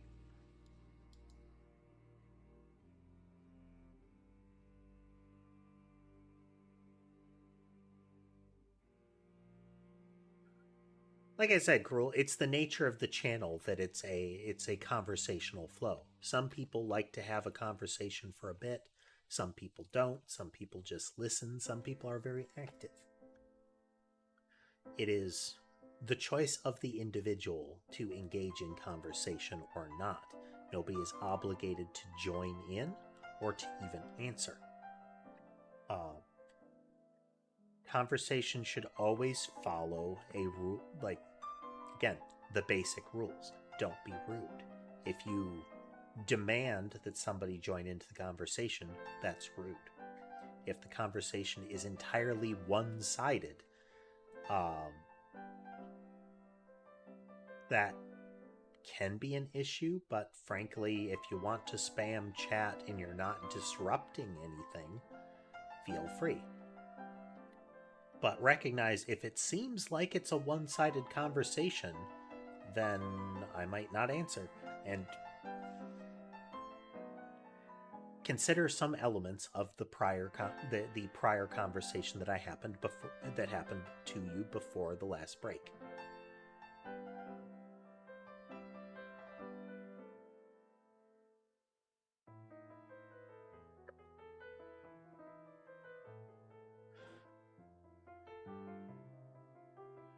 So we define all of them and where they are. So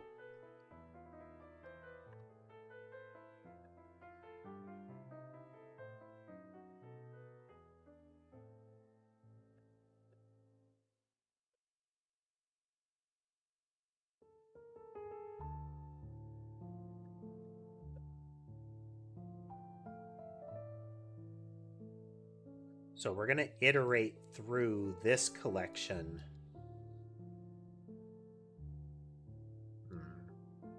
Might be a series of data values here. Kind of a hassle to have them separate, but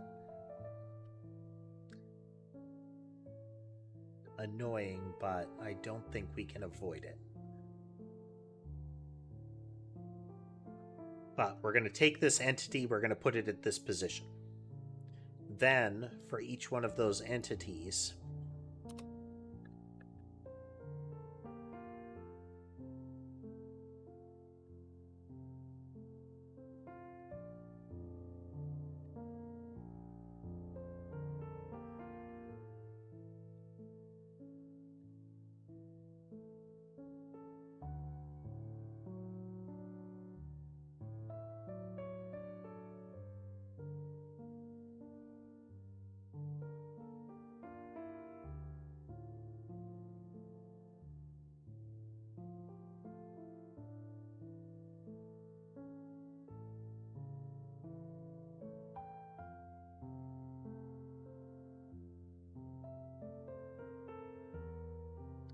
tiresome.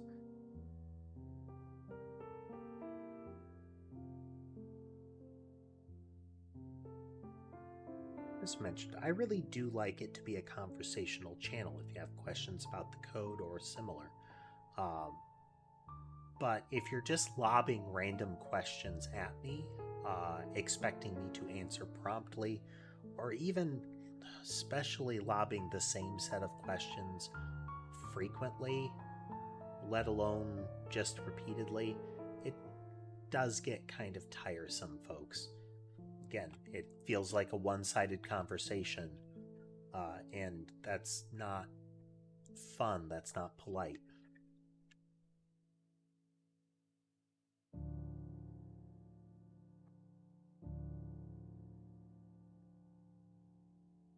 So I want us to all have fun. I want this to be enjoyable, and I just don't find that to be the case in that particular scenario.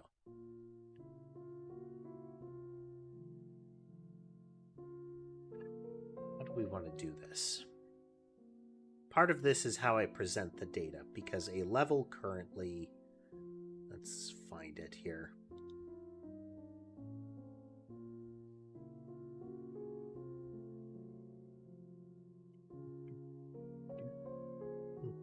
Data, little notepad. So currently we have our world event list, which contains world event list items. I could have 3 data values in this. So I could have an entity, which would have the catalog name converter on it. I could have where we're placing it, so a vector2. And then I could have a list of integers, which is the list of things this triggers.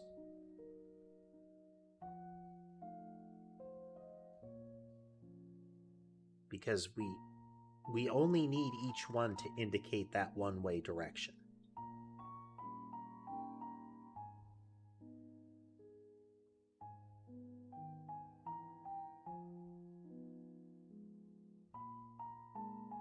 Okay. So we would have like a level entity list. So then we need a level entity. We need to define a level entity here.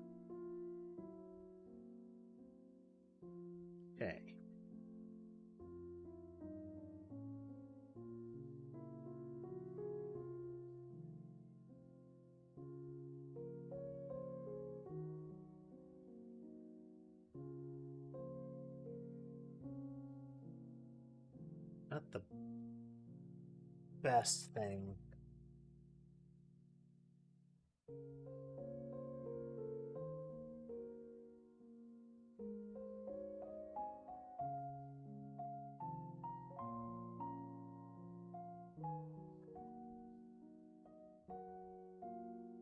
This is a catalogable. Doesn't actually need to be a catalogable. It wouldn't be a catalogable. World event list item.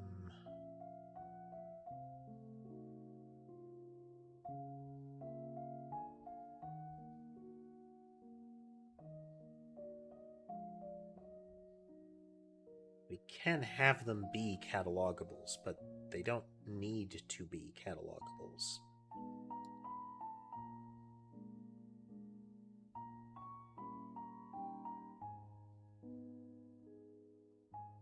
Because the idea that this one is at this position and is triggered by that one is very map specific.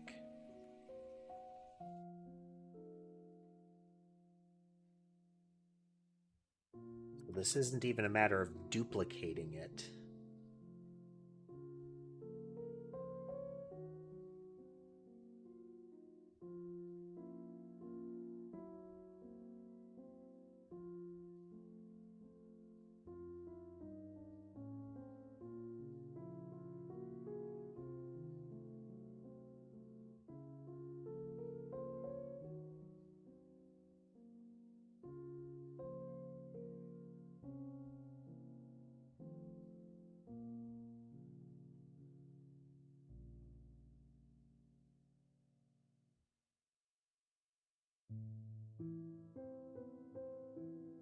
Just that we're using it as a copy constructor is really the only thing.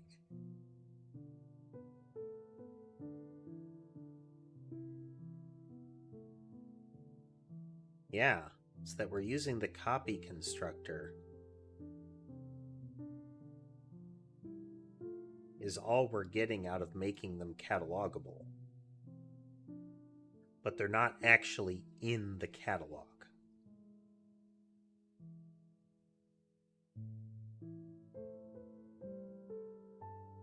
That's okay. That's not ideal. But it makes it a possibility. Okay.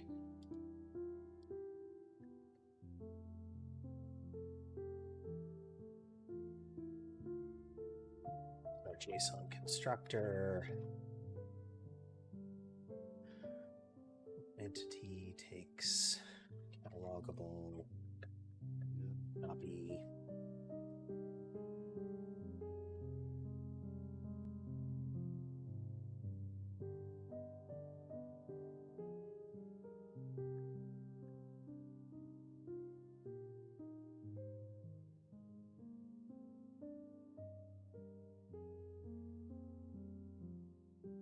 Okay, if it is a level entity,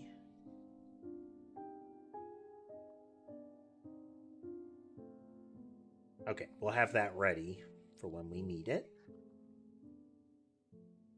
Then we also need to have this pattern here.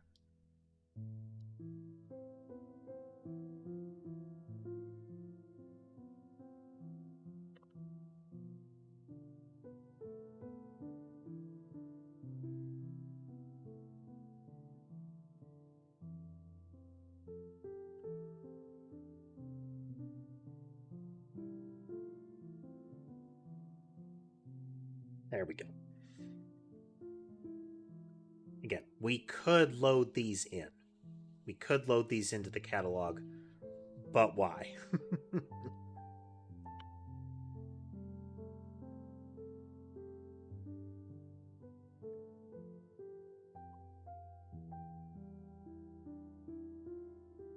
It's a Godot vector 2.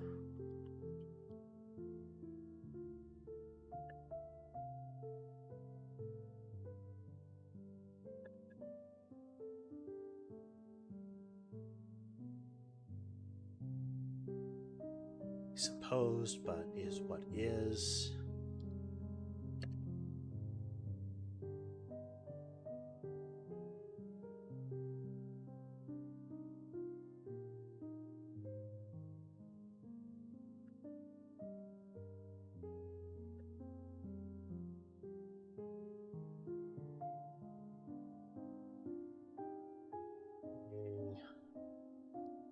This one actually needs to be a catalog conversion here.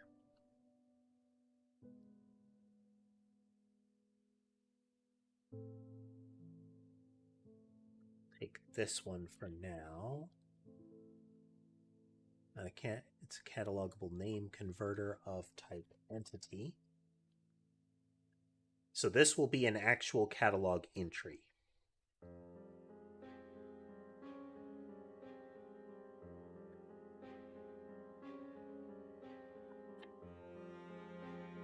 List of integers.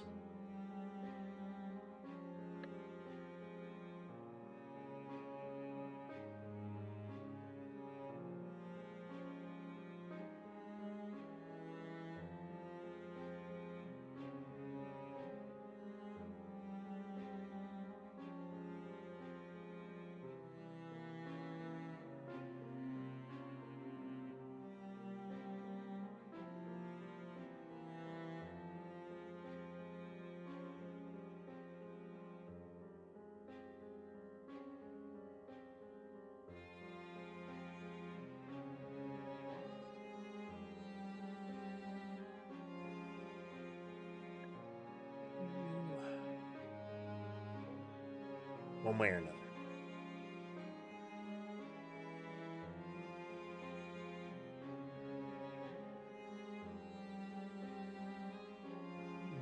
It's equal to as an entity. Services, catalog, copy.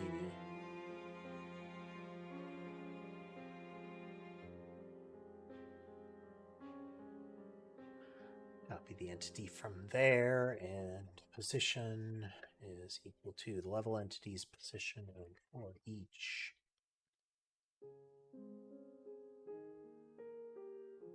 Integer.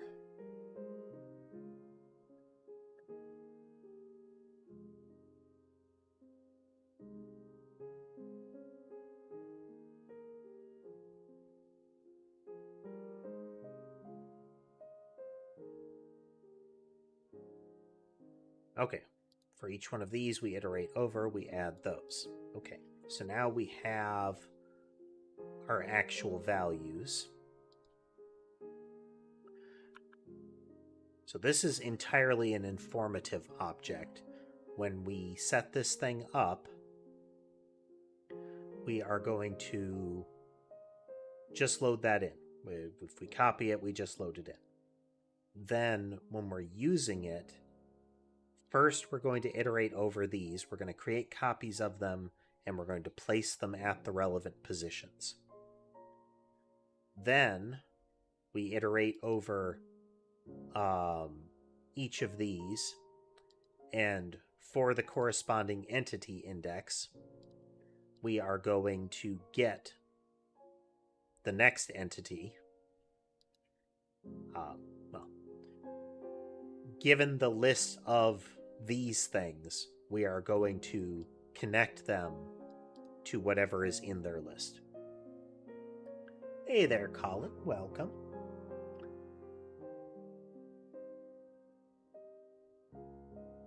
See, you are still sporting a clippy profile icon.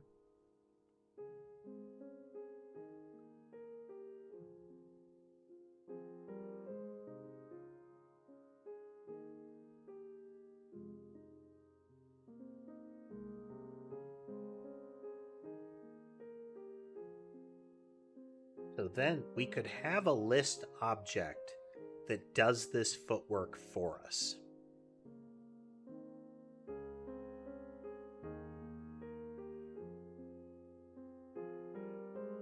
The entire digital content ownership / right to repair, all of that stuff is something I hope succeeds.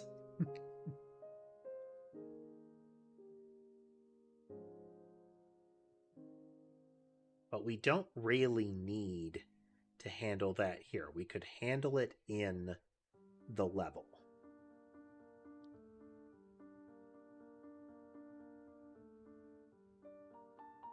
We have our world event list here. but it doesn't need to be a world event list. The level can handle this.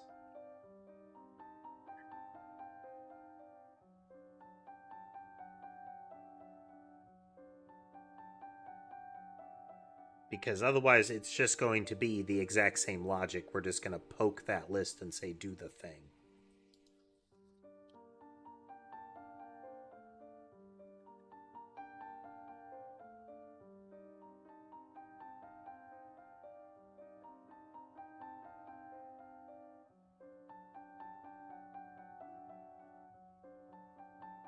Stuff, level entities,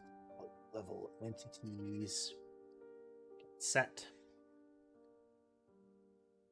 That is expected to be drawn in raw from the JSON.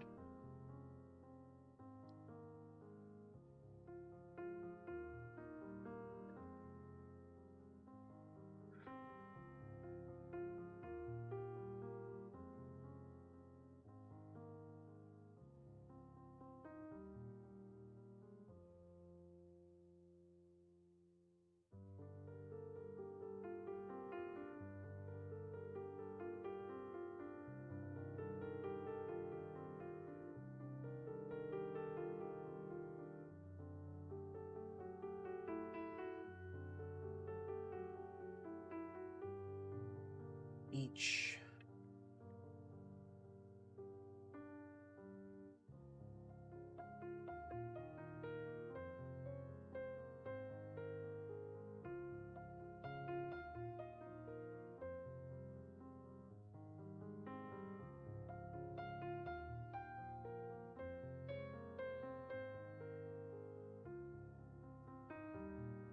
services .catalog copy.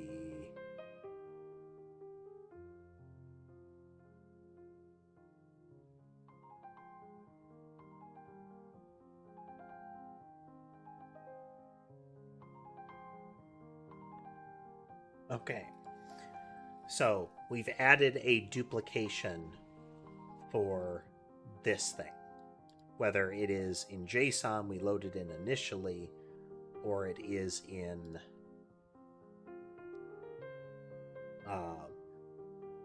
a duplication logic.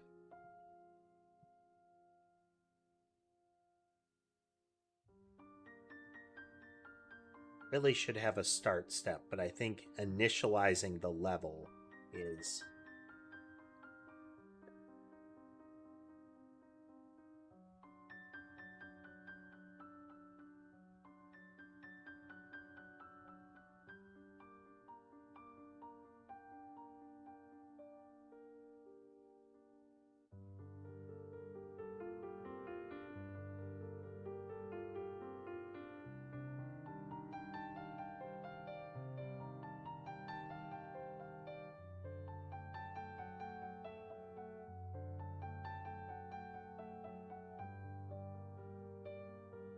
Yeah, I want to get some of this stuff out. So world event list.initialize. Okay, we're creating that. We're going to...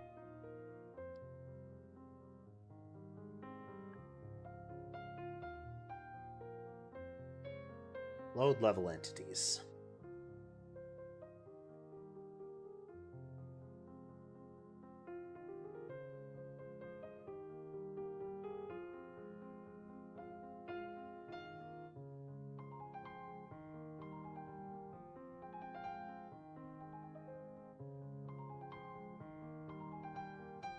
Each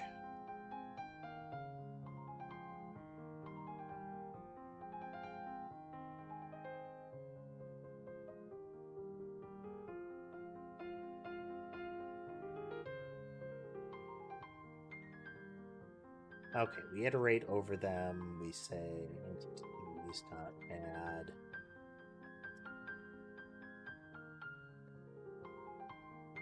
is equal to services.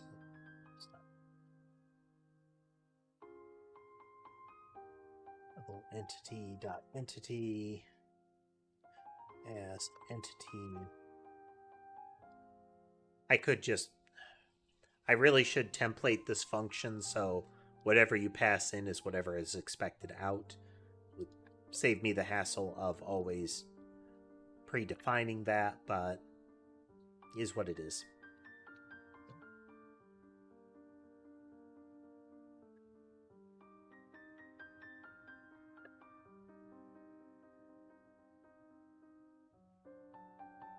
Okay, so we've loaded them up. They're in place. Then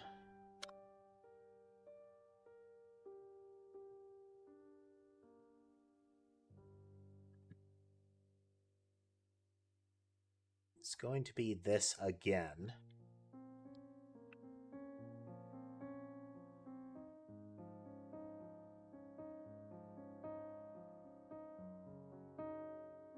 We need to do this a separate time. The first time makes the entities. Then the next time is going to get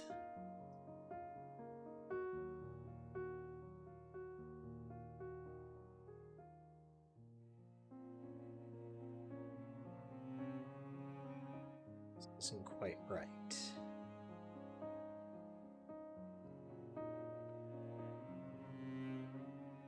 I is equal to 0, I is less than.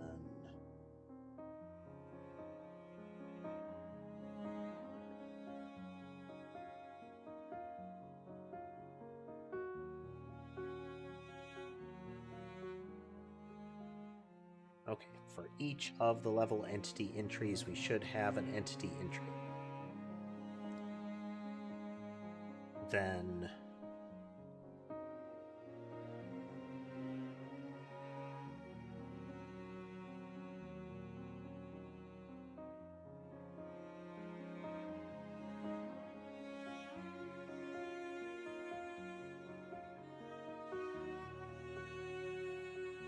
entity is equal to that.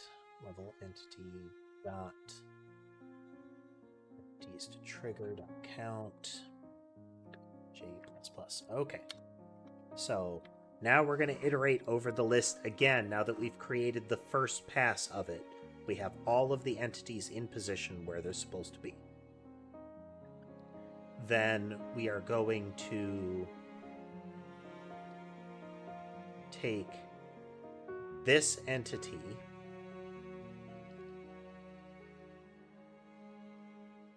so this will be entities I add entity to trigger entities j.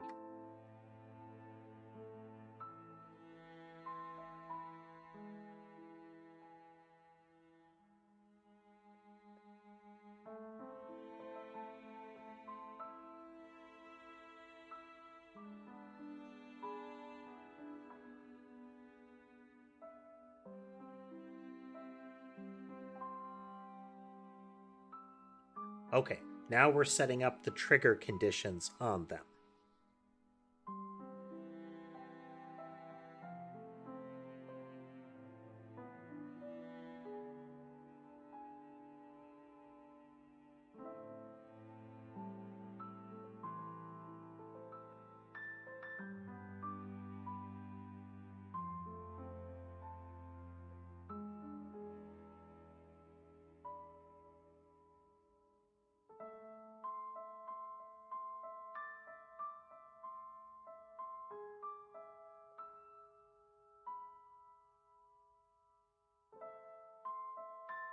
So now we add them into the world.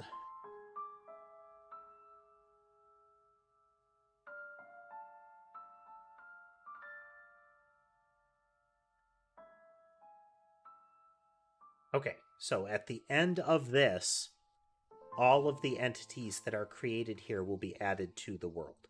I can put any sort of entity I want in this pattern. Technically, we can use this to place the player, but that can be fiddly. But if it's the first entity in the list, then everything else should follow cleanly.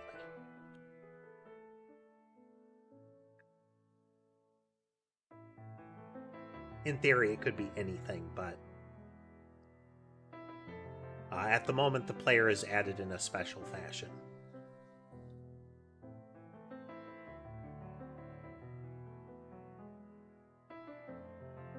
At the moment now, this doesn't need to happen.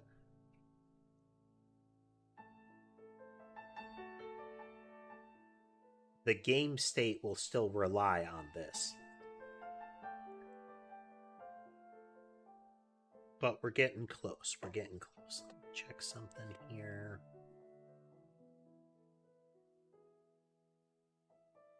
Okey-doke. We're getting there. Okay. So now we have a couple of things that we need to make sure are exposed. We need to make sure that collidable is exposed. So collidable changed is going to ripple outward. But that just informs the behavior subsequently.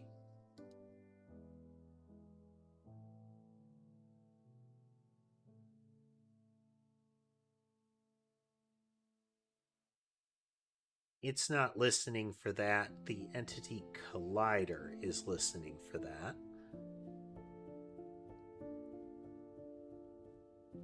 When it gets an entity, so if the position changes, when we initialize after setting the entity, okay, we just need to make the collidability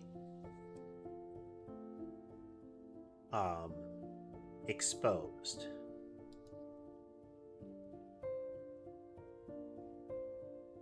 So this is a property. We can just say collidable here.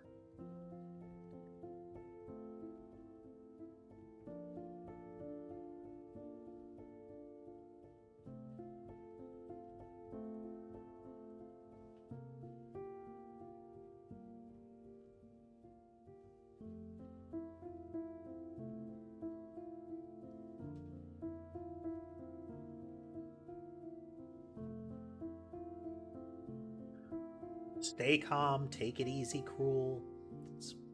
Let's keep everything chill, you know? Okay. So when we're we can set collidable. By default, it's true. If you change it, we'll invoke this message if it's available. But otherwise, we just set that. That will subsequently become relevant. But now we can set the collidable on or off. If the collidable is off, then that removes any risk to make this. Gives us a lot of flexibility here. So they can be non-collidable in advance. So any stray projectiles flying across the room don't hit them until they activate. All right, let's try to build. Let's try to get an interim in here.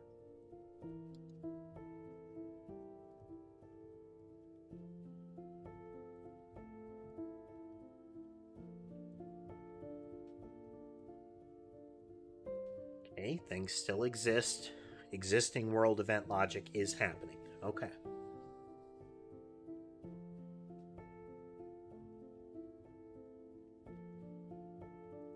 Oh, I appreciate the well wishes, Cruel.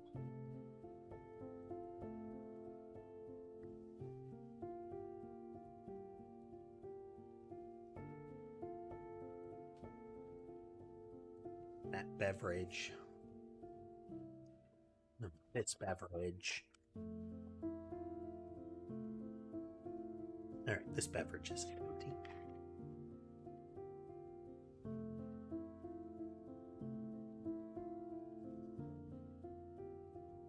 What we need to do next is get a spawning entity into the world and have it trigger. So we need a trigger, which is which varies according to what it is. If we make a trigger, we also need like a visibility flag here. Can I have an enemy without a sprite? Or without a visual?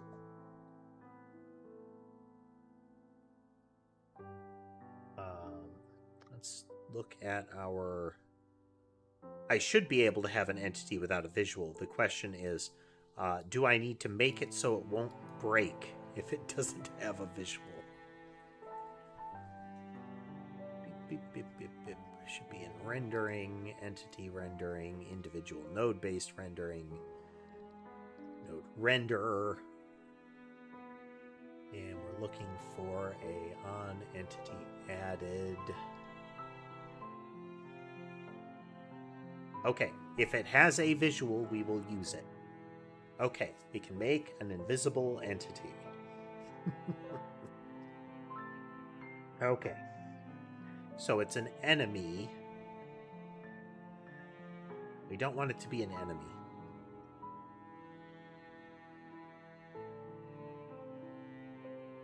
Okay, we have...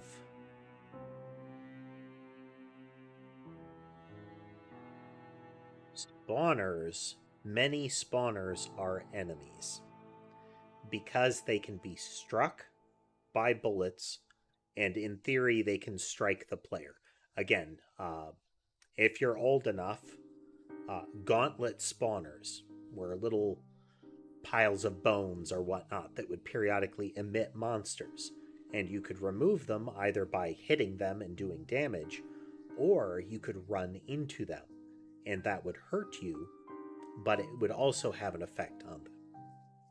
So perhaps the spawner deals damage to the player into itself, kind of scenario. Conditional damage, like if it doesn't do the hit, it doesn't hit itself. I have that logic in some of the things. I think the bullets have that, where they deal damage to themselves on impact only if they dealt damage. As in, one of the hearts reacted to the damage. If all of the hearts ignore the damage, or nothing acts against the damage message, then it does not inflict the harm on itself. No collision happened.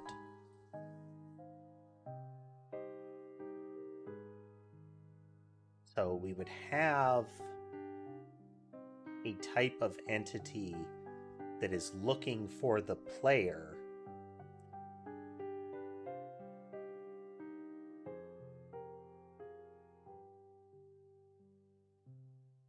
Okay. So this creates a series of entity types related to the player.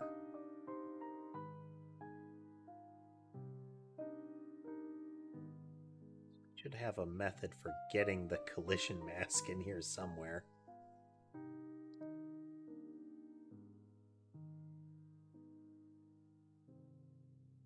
Yeah, okay. So this is what we run into. And the category is what we are.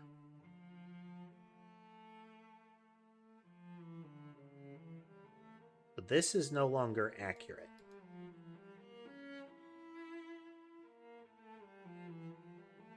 So it is 32 would be a trigger.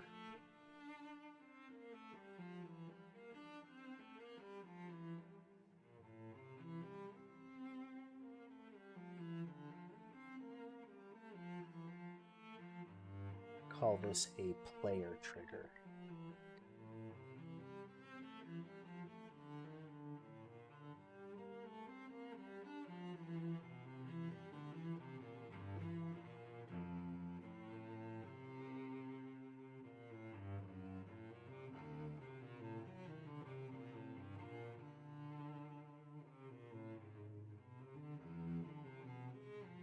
All right, let's do an interim real quick here.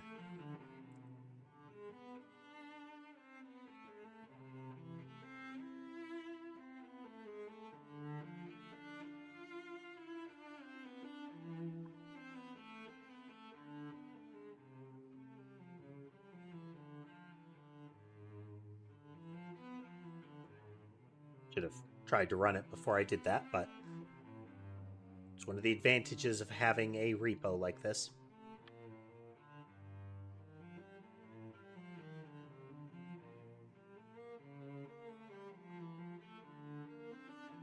Okay.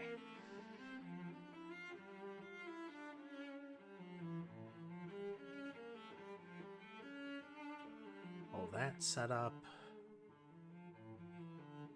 Then we need our collision mask.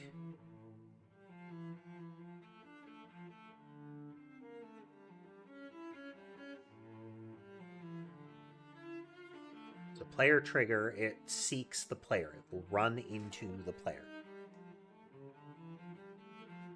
We may end up not needing the points value, but it's there. That is effectively pickups.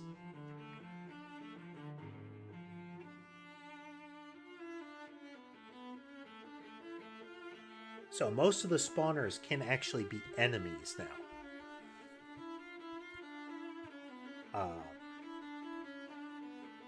We'll have to make sure we give the spawner a sprite to begin with that tells us that it's there. Same way that the trigger will have a spawner or a visual to tell us that it's present. So if I step on that one, it will activate the next.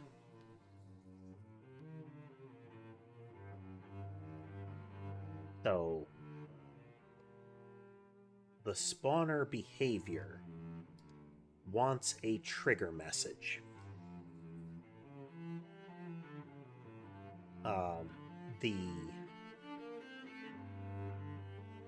The collision trigger is going to be the one that is looking for a collision message, and will cause it to call trigger on the entity.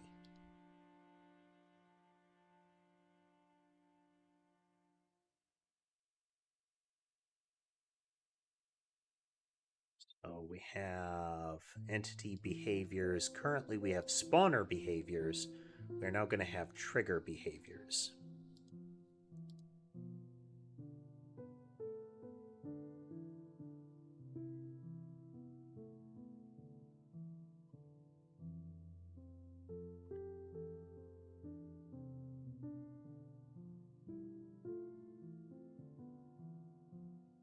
Going to name them a little more expressively here.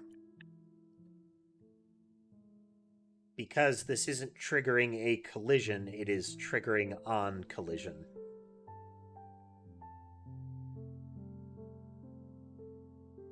Duplicate some of this.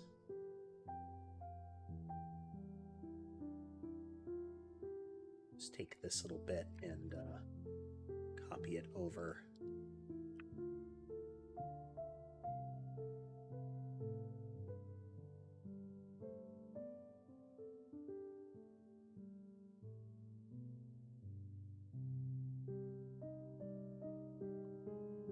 This does absolutely nothing.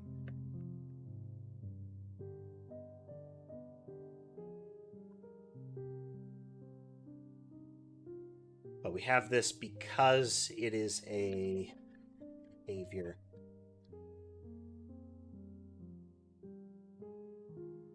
Because it's a behavior, it has to have those little bits here.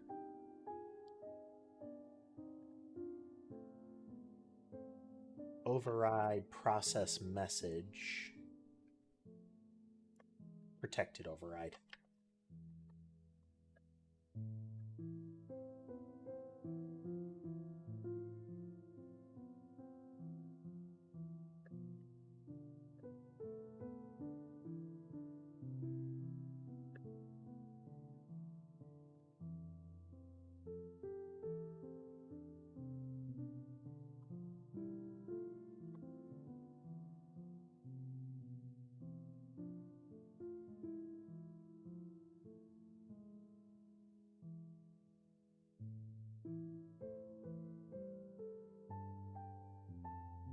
Trigger should be a game message reply.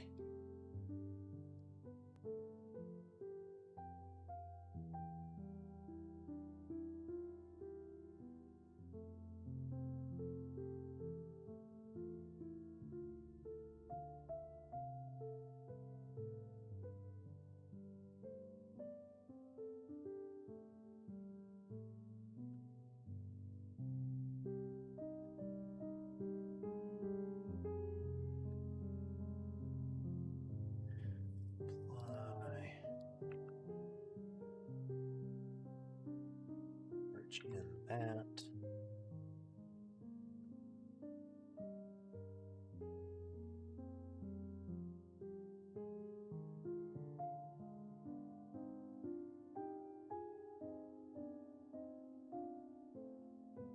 So apply. So then in our trigger on collision,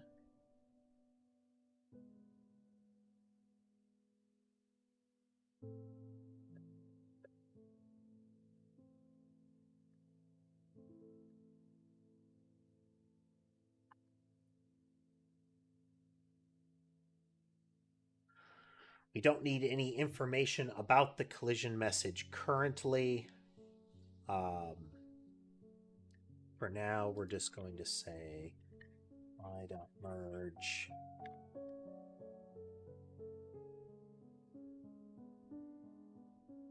entity.trigger.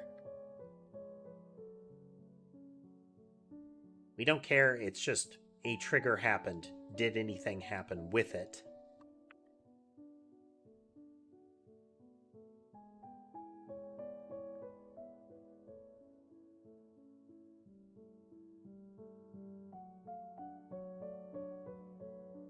We're saying it was acted on, it wasn't consumed. Let the message continue. Was acted on is something that I mentioned just a moment ago. Let's say a bullet hits an enemy, but that enemy is like intangible or has recently taken a hit and won't take another hit for half a second or something like that. That bullet doesn't count as having hit that enemy. It was not acted on because the damage that it dealt, the event that went through the hearts, nothing happened. If none of the other behaviors do anything with it either, then nothing occurred. So the message that the bullet triggered to inflict harm didn't happen. So then when it comes back and says, hey, I tried to inflict harm on my target, did it work? That event will have a no, it wasn't acted on. So the subsequent event that says, then inflict some harm on yourself to show you hit a target for the purposes of like bouncing or anything like that, that won't happen. So the ball would continue along. Alternately, it's possible that something takes the hit, but no damage happened. The ball doesn't care that no actual damage happened. It just cares that something registered a hit. Okay. So, trigger on collision is a behavior that says, if I get a collision message, do the thing.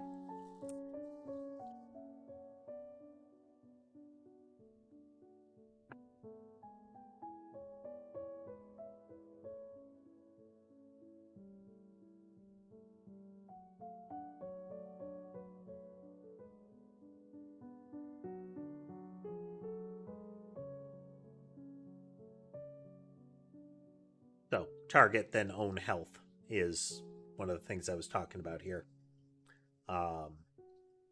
So first, we're going to send a health message to our target.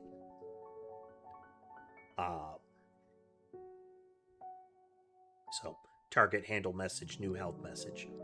Then, if it was reacted on, so this is target then own health, then we're going to say one of these collisions happened,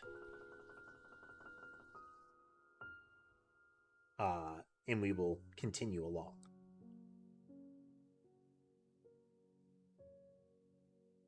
And we'll actually do the next thing.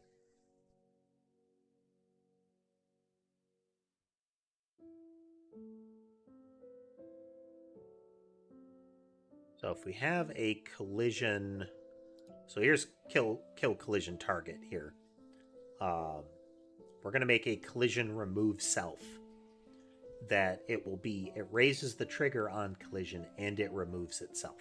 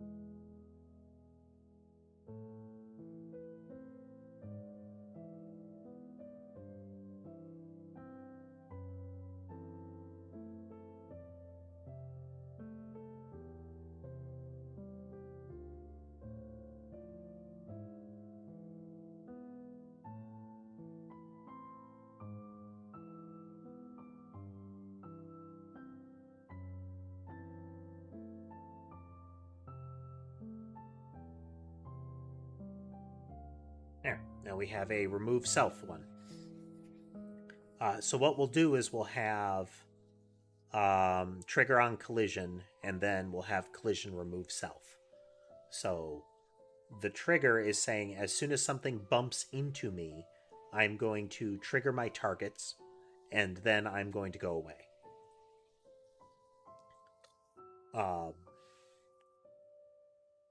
Then in the spawner behavior here,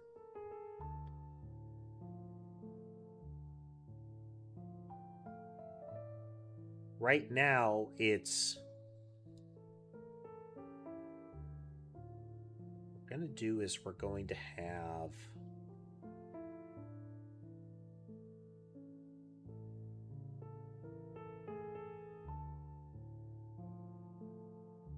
I could have a universal on behaviors. That is it a triggered behavior?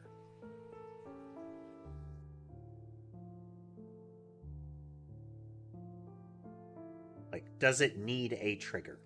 If it needs a trigger, then it won't do anything in handle message unless it gets triggered. That creates a lot of complexity, though. Because there are some behaviors that kind of need an initialize. They need to get revved up.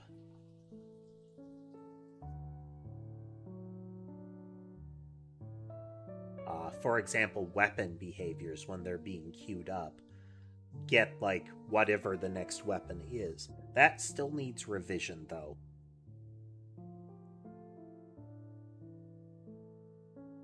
I kind of like the idea that they don't do any processing if they're not ready to go.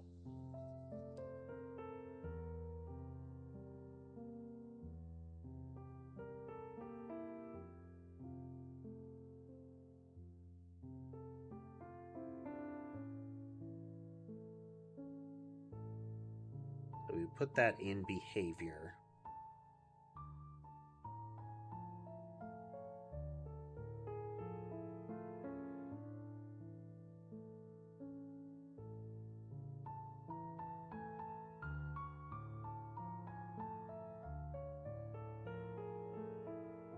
Oh, we could just have a gate. I haven't used a gate in a while. This is almost exactly what they're for.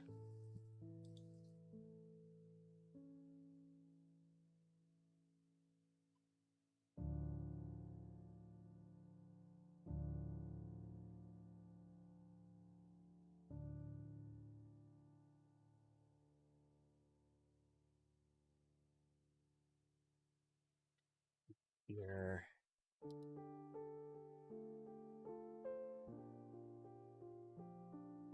So what we're going to do is, this is going to be a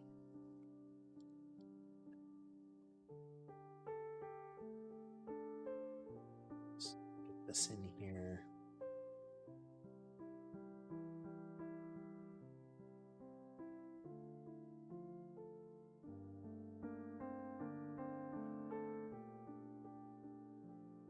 So a triggered gate doesn't do anything except wait for the condition to happen.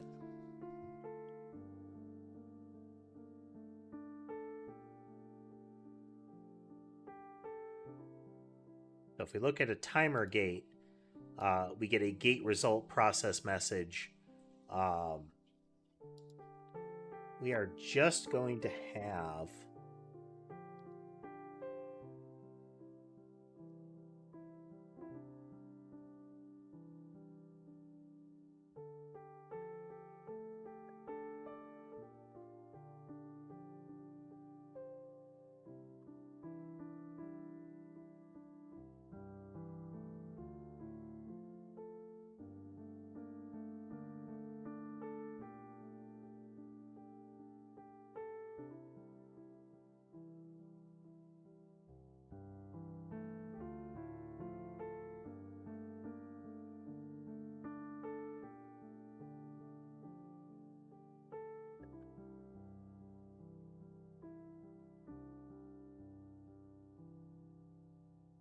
okay, so a triggered gate requires that a trigger happens before it opens. And once it opens, it stays open.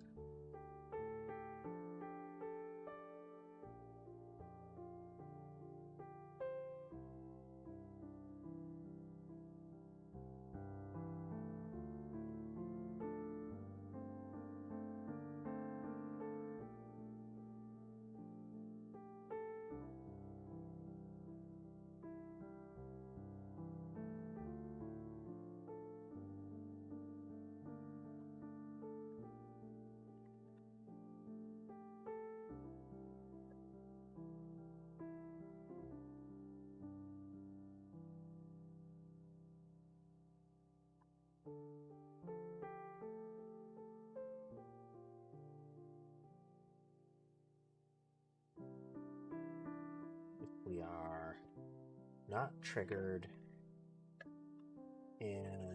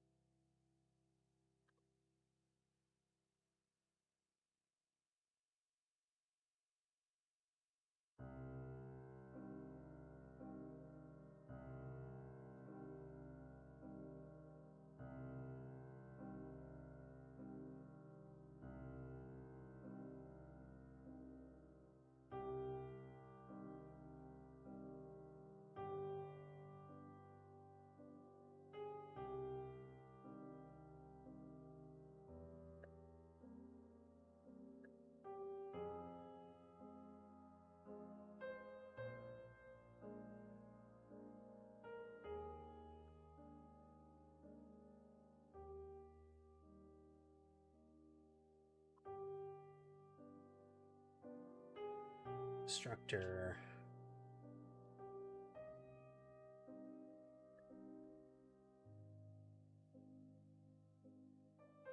In theory, if I duplicate a gate that has already been triggered, it is a triggered gate. It has already been triggered. And that's fine.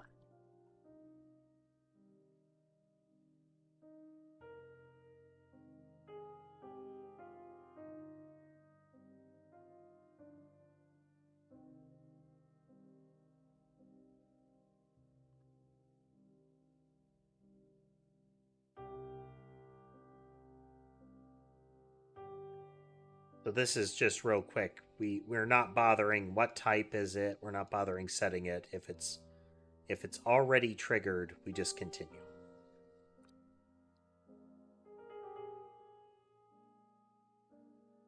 Then if it's not triggered but we don't get a trigger message, we just continue. This means that to pass through this gate, you have to receive a trigger message in advance. So on the spawner, we can take our spawner behavior and add this gate to it and have it happen before the removal one. So any message that tries to get past this is blocked until the trigger comes through. The entity itself and any preceding behaviors still get their message, but the gate blocks it.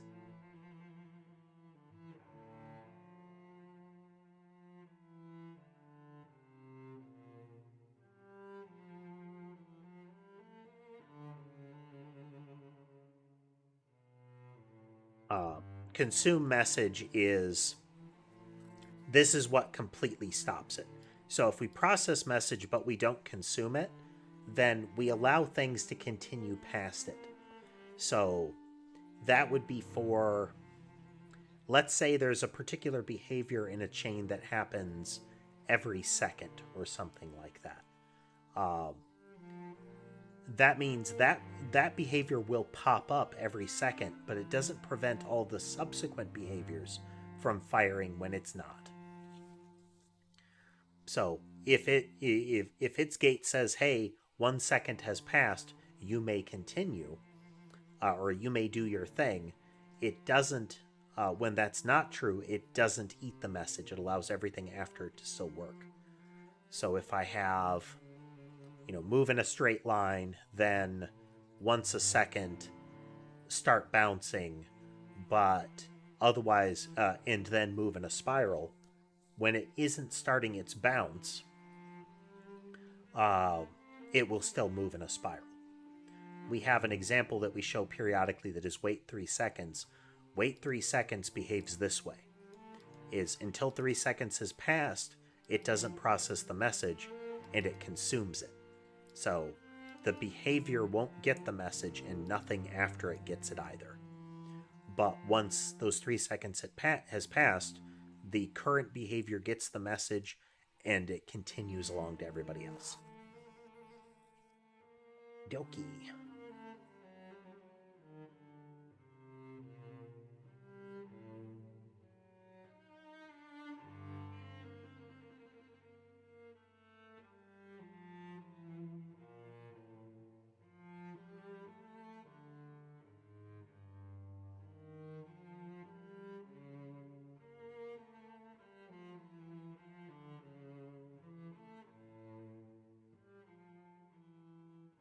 Lies.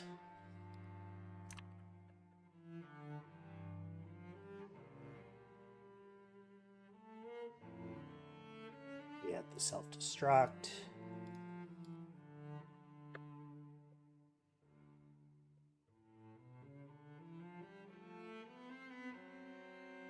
The fact that it's a trigger message means we could have things like a trigger type added in.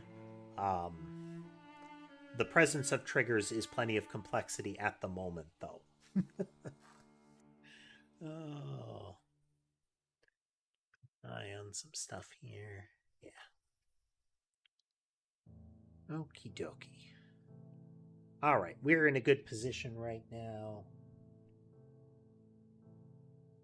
Buttons. So, we are moving along. We are near having the new spawning pattern in place. What we've got is a series of entities that we throw out into the world at the start of a level.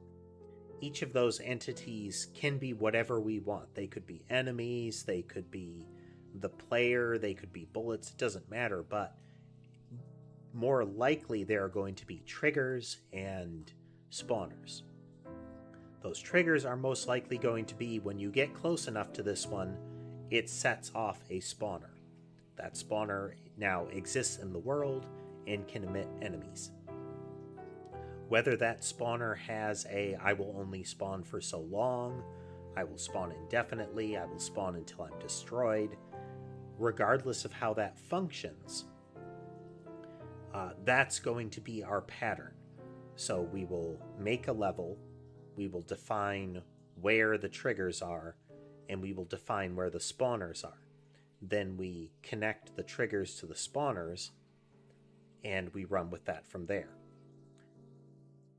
This still allows us to have a spawner that exists with no trigger and just starts going and starts emitting enemies with the same spawn pattern that we have been using, which is spawn them around the player and have them swarm in. But this result the way that we've got it set up means that we don't have to rely just on timers. We can rely on any number of elements here. So yeah, making progress. Well, folks, I do hope you had a good time watching with us today. If you like what you saw and would like to see more, remember to like, follow, subscribe, comment. All of those things do help the channels grow. If you'd like to consider financially supporting the channel, you can do so through platform-specific means like memberships and subscriptions to get access to those platform-specific benefits. Or if you just want to directly support the channel, you can do so through Patreon and Coffee and similar things. But with that said, I hope the rest of your day is good, and I'll see you next time.